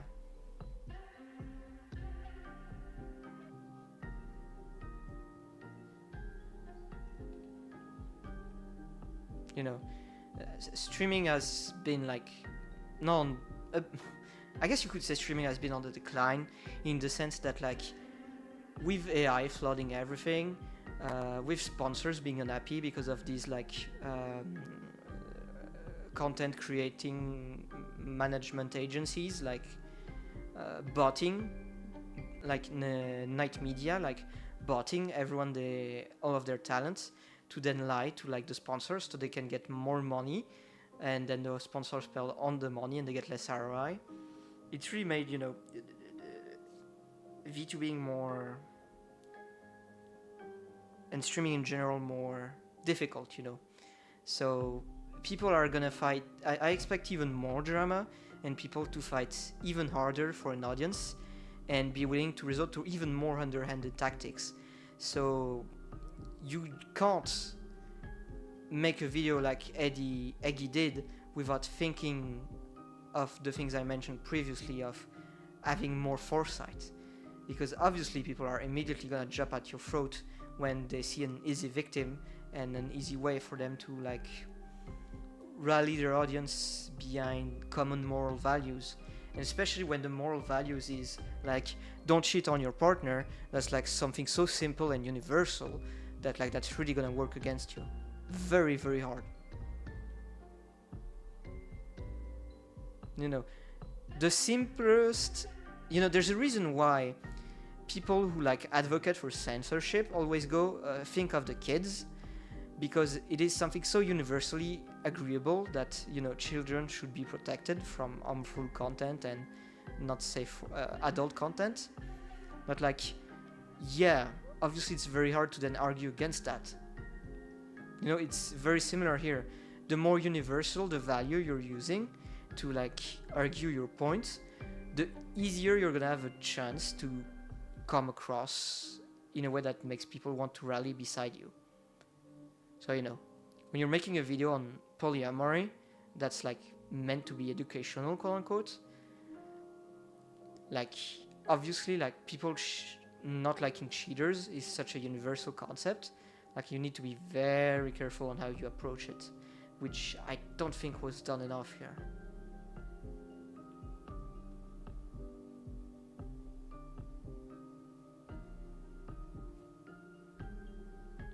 Every streamer is a streamer if you are schizo enough. Yeah. But you know, some people definitely chase it. No COVID boost anymore either. Yep, people have gone back to work, including myself. I now have a full-time... I'm now a wagey.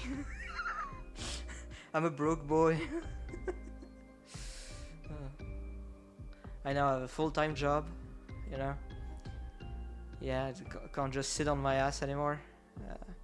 I don't, you know, when it was COVID, because you know I didn't have to like use my car as much and stuff. I had less expenses. I had less hobbies as well. I got into Magic the Gathering again. I mean, not again. I never really got deeply into it. Like I got into Magic the Gathering, and you know that's a hobby that card games are hobbies that can be fairly expensive. That coupled with, you know, end of COVID, inflation, all that, you know, just the money I was making from doing my VTubing contracts just wasn't enough. So yeah, had to get a job, and I'm pretty sure there are a lot of other people like that as well, who like could afford to not necessarily work full-time job, that could just work part-time or just not work at all during COVID. And you know, there were even the people who worked, there were a lot of, you know, work inside, work at a distance, and stuff like that. So you know, they could still have, you know, work while having like their Oshis on the second monitor or something. You can't do that as much now that everyone's gone back to work and is going back to like the workplaces. So the COVID debuff really went down. I mean, it's even showing already, the COVID debuff, with like all the agencies that have closed out. There's still a lot of V-Twitter running around, but I really feel like there's way less as of late. The V-Twitter I generally see are people who have been V-tweeting for a while now. There are less new people trying to get in. You know, there are still some, especially a lot of mean girls, but you know, I do think there's less than there was during Pride COVID time. And so when you're in this environment, this hyper competitive environment, which is getting even more competitive, it's very important that you think about protecting yourself from other people. I don't mean you should be paranoid per se, but you know, like, it's not a tall ask to think like, how could people interpret what I'm saying here? It's not a tall order. It's very simple. It's literally taking you 5 minutes of trying to think a little bit harder on things. Like, I'm not asking for much, you know. Like, if I have a streamer capable of doing that, well, you're already gonna avoid a lot of woes. Recently, like, Kaneko Lumi had a stream. It was like a miniature building stream where she talked about how she was quote-unquote tired with VTubing, and like she had a bit of a black-pilling moment around talking about the industry and stuff. It was a very interesting clip. I definitely think I'm gonna make a Twitter post about it. Maybe not today, but maybe tomorrow. Yeah, I think tomorrow I'm gonna do that after work or during my work break. Because there was a lot she said I agree with, and there's a lot to talk about it.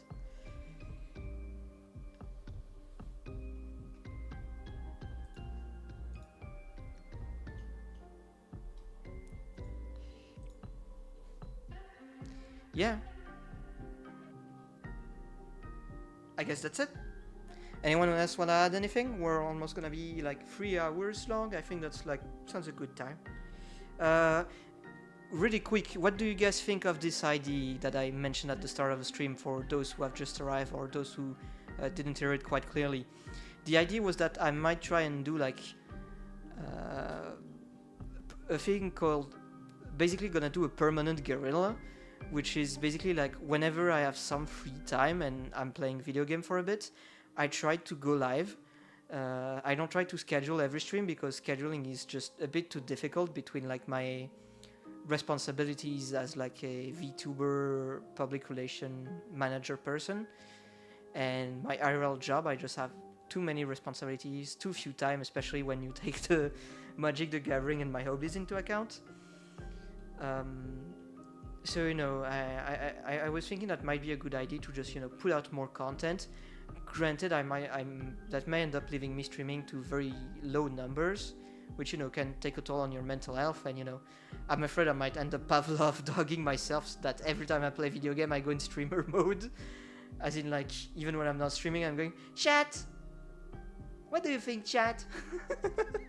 I'm gonna do a Lumi. Oh no.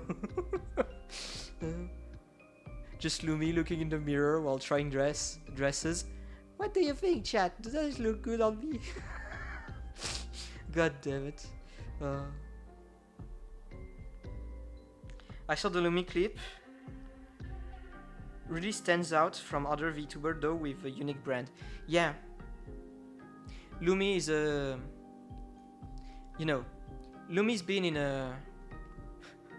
Let's say a fairly black agency. You know, she's been around doing this for 5 years as both in like a black agency, an independent, and in now Face Connect. She's made the rounds. She's seen a lot of the industry. And you know, as much as she is a silly little woman who can at times be very silly, dare I say, unwise even, she's still very experienced whenever it comes to the topic of like VTubing as an environment, which, you know, makes her opinion very valuable and forces a lot of respect.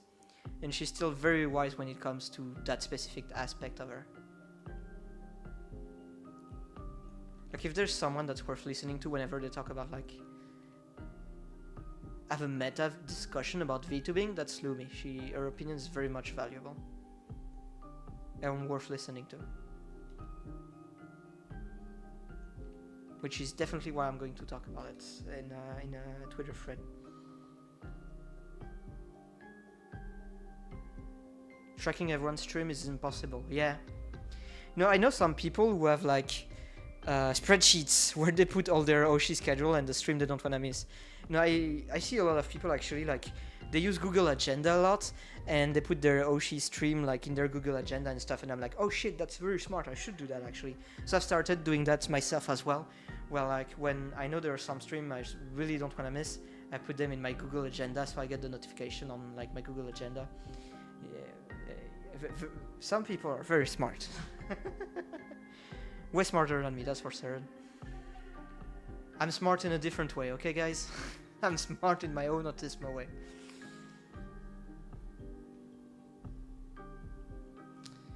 And yeah. I hope I gave you enough clip farming potential, Rue. Feel free to like tag me in them and put them on Twitter. I'm trying to give you a free clip content.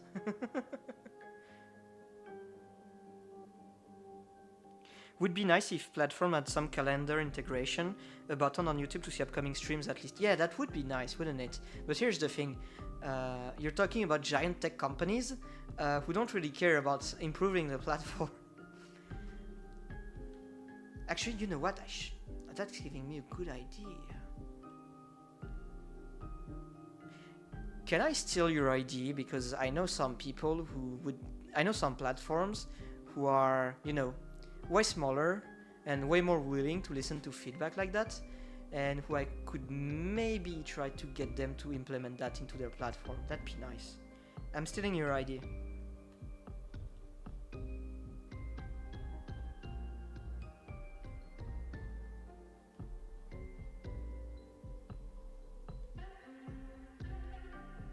Yeah, I'm gonna... IDs are free. True! But you know...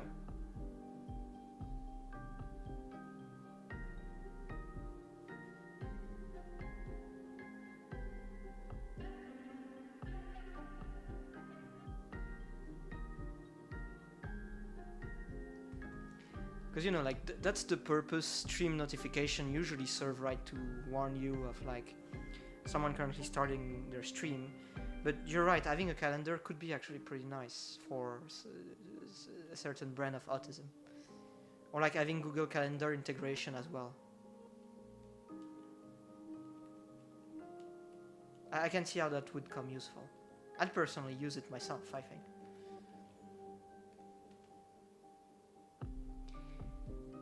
Yep, I think that sounds like about it. Gonna try and look if I can implement this permanent guerrilla thing. I'm gonna have to ask my thumbnail artist to make me some form of thumbnail that would fit this thing that I could use every time I decide to go live with it. Because, you know, it's very important to use a nice thumbnail, right? And yeah, I would call it like guerrilla time, or like permanent guerrilla, or guerrilla time. Which one do you guys think sounds better? Permanent guerrilla or guerrilla time? And like I made like permanent / guerrilla time #1, #2, #3, and we'll make a whole series like that. It could easily fit in a YouTube playlist as well. I don't know if you guys have noticed, but I've been very due diligent on integrating my live stream in YouTube playlists, because I know there's a lot of people out there who have strong autism and who really likes when VODs are neatly put into neatly made playlists. So I'm definitely gonna do that. Which reminds me, I really need to schedule another Expedition 33 stream so we can well, get more of that done. Because you guys really liked the first one. To make the schedule visible, yeah, basically. Or like, imagine if like they integrated a calendar and like every schedule stream your Oshis make appear on that calendar. Or like every person you follow on that platform, you know, they appear in their stream schedule appear in the calendar.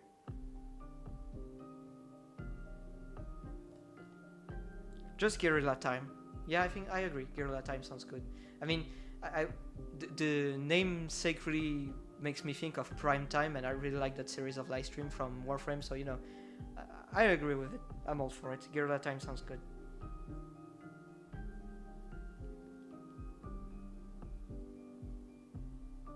By the way, since we're in like the close to the ending of the stream at this point, did I have any like mic crunch? Because like I'm gonna try to record.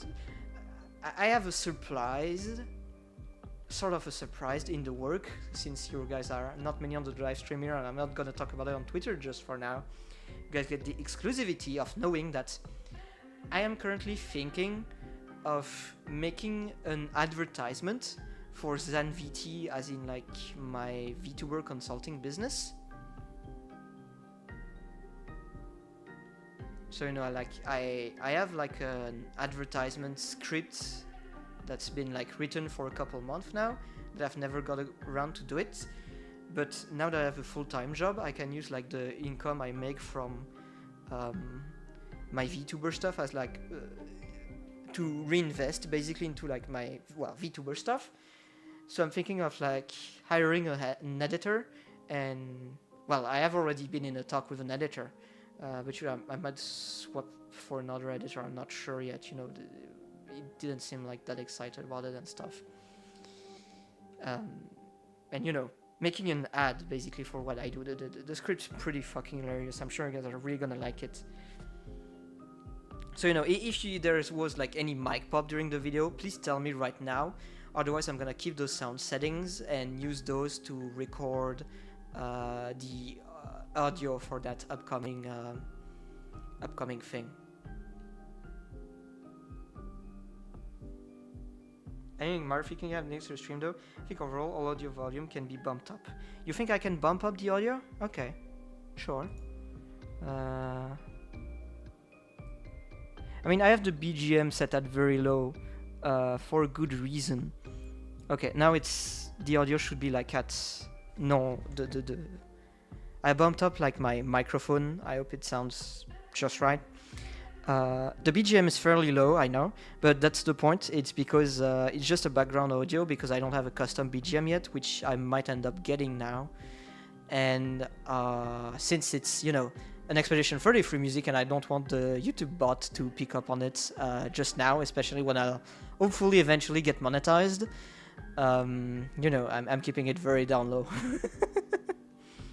But once I perfectly get a BGM, then yeah, I'll pull it and crack it slightly harder, because then, I mean, it's my property. I mean, I've seen YouTube copyright claim some people's BGM. There's just YouTube's been and these platforms have been very silly in general as of late, and he has done irreparable damage to copyright claim and stuff like that. But yeah, being able to publish schedule to a TV guide-like platform would be cool. Yeah, I agree. So hopefully now I sound just right for that thing. I mean, on my screen it's showing me that I'm slightly in the oranges, but I'm not peaking in the reds, so I should be good. I mean, due to my accent, I know I sound like a little quieter, because my French accent tend to do that. Unless I get agitated and angry and passionate, then I know the mic tends to pop up a little more. But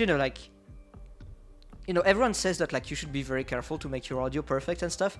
Yet I don't remember his name, but I know there's a streamer who is a flash streamer who does a lot of cooking stream, who is very popular for basically having a shitty Xbox microphone, and people love that. But I think it's mostly because it sounds crunchy rather than having loud, annoying pop. Yeah, it's not optimal audio, but it's a conscious and not annoying type of audio. Yeah, this voice volume feels more comfortable. Well, thank you for the help. How late is it? It's 6. Okay, maybe I'll have the time to just record it just right now. Okay, let's try and do that, and then maybe I'll try and order the BGM as well while I'm at it. Well, I think that's good enough. I'm gonna announce the end of the stream. I don't know if that Google Doc is well put together enough that it's relevant enough to just share it. Let me know in the comment of the tweet if you guys think I should share the Google Doc publicly. Microphones are usually optimized for up voice, even cheap ones. Yeah, I don't have a cheap microphone. Fun anecdote, by the way. I got a Shure SM7B. That's one of the very nice microphone, and usually it runs for 400, 500 euros, right? I got it for 150, I think, because the guy didn't know how to use didn't know how to connect the microphone, he didn't know how a VLX port worked. So he sold it to me. He was like, I haven't gotten it to work, and I don't care to learn it, so just get it off my hand. So I was like, oh well, thank you. I got a Shure SM7B for 1/3 of the price. Well, fucking nice, dude. And I've told that anecdote to a couple of my VTuber client, and it's made some fairly angry, because obviously getting a top quality microphone for 1/3 of the price is a fucking steal, especially when it's been barely used. Would you run the docky by Eggie first? I mean, the Google Docky talks about Eggie, but I don't think there's anything here that's slanderous toward Eggie. I've done my best throughout this whole stream to be of good faith, be generous, and give her the benefit of the doubt. I even mentioned it very much in the things that she could have used to get away from it, was that, maybe people just misinterpreted it. Maybe they were always open to polyamory as they got married. It just wasn't expressed properly by Eggie. I think I've been mindful enough that I don't need to check in on her with it if I do end up deciding to publish it. Especially because I've made the stream more about the content rather than the person. You know what I mean? I mostly talk about like why streamer being relatable makes people attached to them, why polyamory is not very relatable as a relationship type to the average person, why the way she phrased it would get misinterpreted. You know, I've been, I don't know, I think I've been good. I don't think I need to roll the Ducky by Eggie first. Especially because, you know, it's like bullet points.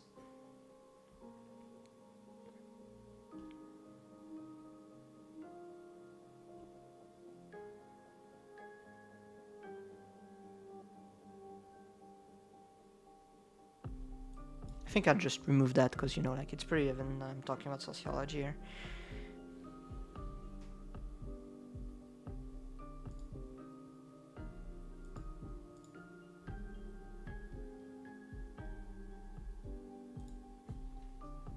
Yeah. Just maybe add this for the sake of people who wouldn't watch the stream, like, I don't know, Patreon exclusive, I guess. You know, as a, like a good example of how to do that. Goddamn typos.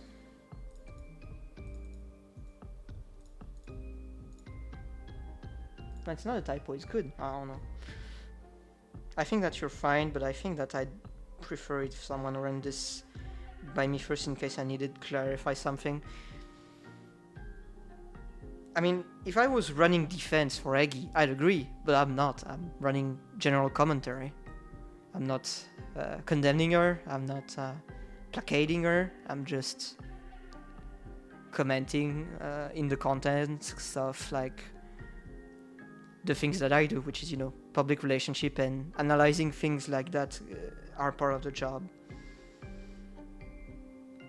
Also, if you have time to see Discord, I could hook you up with something interesting. I guess I can check right now. Just send it right now while I just look really fast at like this. Like if you could create like the timeline of something. Yeah. But honestly, it's too late now. She already made the response video. Like, it's too late now. She already made her own response video, which, you know, at 1 million views, she also got like quoted a bunch. By the way, if you ask why I have some liked, it's because I use like to find them, and I liked a bunch of posts so that I could look at like what the waters were. That's not necessarily wordage I agree with. I wouldn't call Eggie a whore, because again, I'm giving her the benefit of the doubt. But yeah, I mean, 4.2k, 6.9k. I think that's someone with defense. Society is being pouring so much effort to make it work. Yeah, see? Even someone who's in a long-term poly relationship can attest to the fact that, like, it takes so much effort to do. It's hard barrier for entry, you know? I think she has me blocked, right? Yeah, she does. I don't know why. Okay, whatever. But you know, like I agree, it's sad to see people upset over Eggie's happiness, but she invited people to look into it by oversharing about it. You made that bed, again. You invited people to talk about it. After watching more videos, this person sounded like that another man upcut. So I think I don't... Okay. Yeah. It doesn't take a genius to see that, yeah, people are gonna, like, jump her, essentially.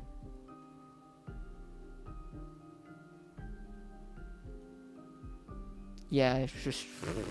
Yeah, no. You know, she already made a response video. It's too late to clarify the timeline now. Clarifying the timeline now would just serve as cope.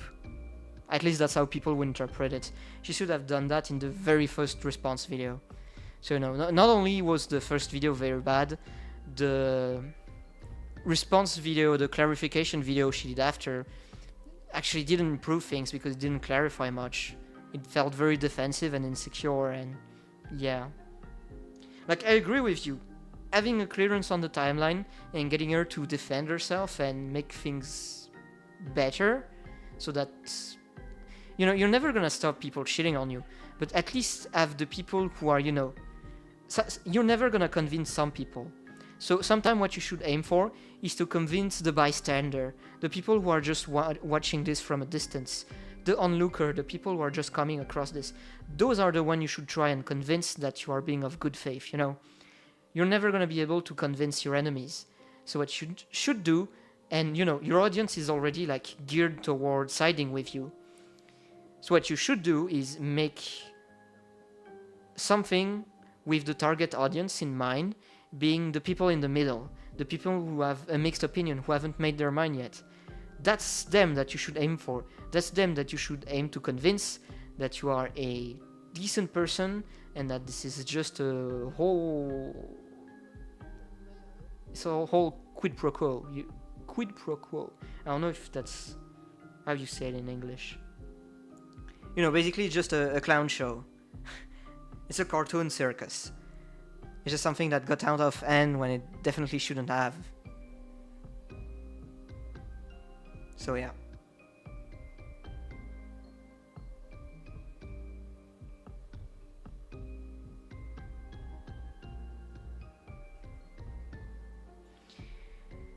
Yep. I think that is all, yeah. Yeah, even looking at like the text now, it just feels so defensive, like... Yeah.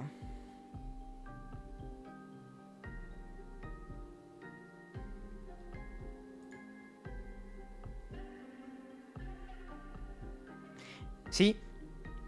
This comes as cope. This is pure cope. You're basically calling people incel, and if you have to resort to calling people incel, you're just... No. You're just wrong.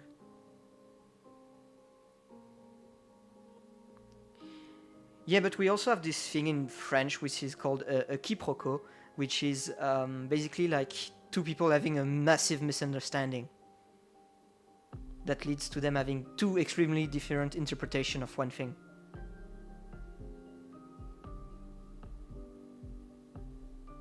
Oh, it's quiproquo and quid pro quo, then I guess.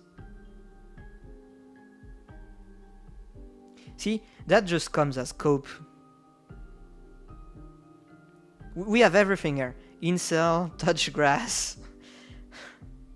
No wonder people got mad at you, Eggie. Like, you're asking for it right here. This is so insecure and defensive. And yeah, look, someone immediately brought up this. It's not what I said in the video.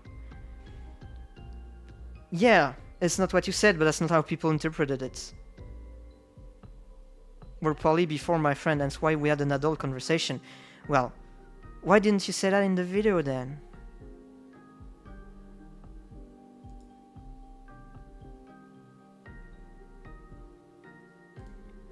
That's what you should have said in the video.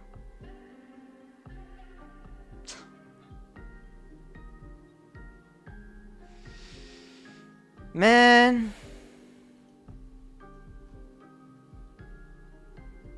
All around, a mishandled train wreck. There's not much to salvage here. Well, I actually didn't see that before. That changes everything. So, well, guys, look, we have our answer. They were poly before, but she just didn't say it, so that's why, yeah. If you had said this from the very start, you could have avoided so much trouble. Because, you know, people would have... I'm sure there are some people who still have gotten mad at Eggie for being poly, because, you know, again, bias, negativity toward a poly relationship, all that. But it would have been so much easier to just ignore that, deflect it, or not acknowledge it, or leave it in the realm of bad faith criticism. Because if you were poly before, you know that immediately signals that, like, yeah, this is perfectly fine. This is consenting adults. But because you didn't mention that, that allowed people to interpret it as if you weren't poly before and now you are. Because you suddenly found someone you liked. Which is not the case. So why didn't you say that?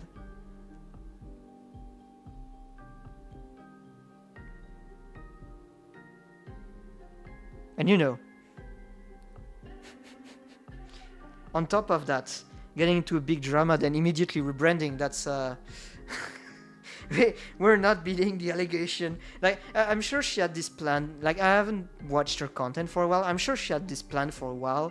But, you know, the timing just makes it... the timing just makes it so much worse. God. Oh. I feel like I could have ended the stream half an hour earlier. I'm sorry, guys. But, yeah, we there we go. We have closure now.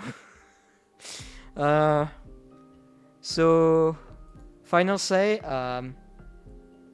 consider how people are gonna interpret what you say, and if you're gonna overshare, make sure that you present all the necessary information in a very clear and concise manner, so that people aren't able to interpret on what you say. And I guess if you end up in a drama, DM me, DM someone, a friend you can trust and who's decently business savvy. DM a friend who's a CEO that you know. DM a friend who's like work in a big corporation. You know, just ask for help, because if you go at it by yourself, chances are you're not self-aware enough to realize what is the thing people are criticizing you for, and you're gonna miss the point. You're gonna look very defensive and insecure, and people are just gonna lay into you again and again and again and again and again, and they're basically gonna farm you, which I'm certain is not what most people want around them. So thanks for watching, guys. I hope this was like educational enough. I hope you got something out of it. It was definitely not like a difficult drama to look into. It was very clear cut as like what the problem was. So, you know, maybe we'll get to talk something a bit more complex next time. I hope I was fair and nice enough, and I really aimed this to be educational enough. Again, I don't want to be drama slop. I don't want to bash on Eggie's head. I think she's been humiliated enough between all those TikToks and QRTs. I don't think the average person deserves that. It's a sad state of affair, but you know, when you bring that upon yourself, well, the only person you can blame is yourself. So yep. Well, thank you, Snackle. I appreciated having you in chat as well. So thank you for watching. I'll try to look into the Guerrilla stream stuff, and I'll try to get that surprise recorded and it's done. I am waiting, very much expecting people to mass retweet it, and I am expecting to make this advertisement go viral. Please, guys, help me make it go viral, because I can tell you right now, the script I wrote is hilarious. Well, personally, I think it's hilarious. So please, help me get this to go viral. It could be so funny. And you know, sure, I am all about professionalism, proper image, you know, public relations, all that. At the same time, I'm also, you know, a little gremlin. And, you know, working with VTuber is working with the entertainment field. So we gotta entertain, and I gotta entertain you guys as well.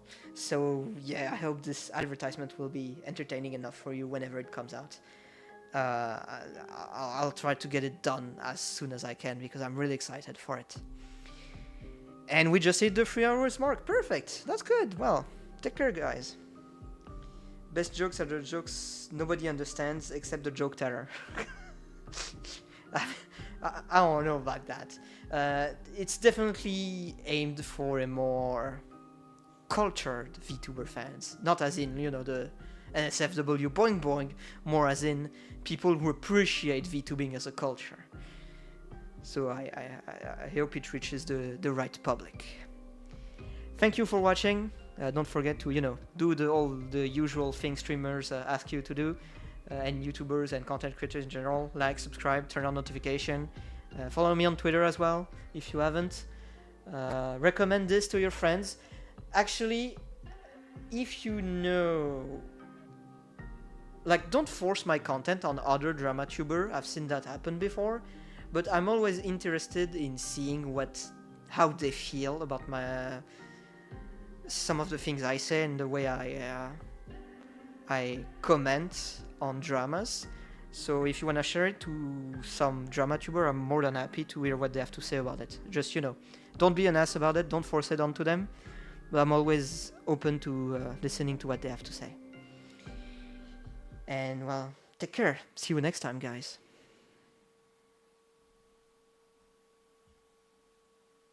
And the BGM just ended, just like that. Man, I'm so good at timing. Bye.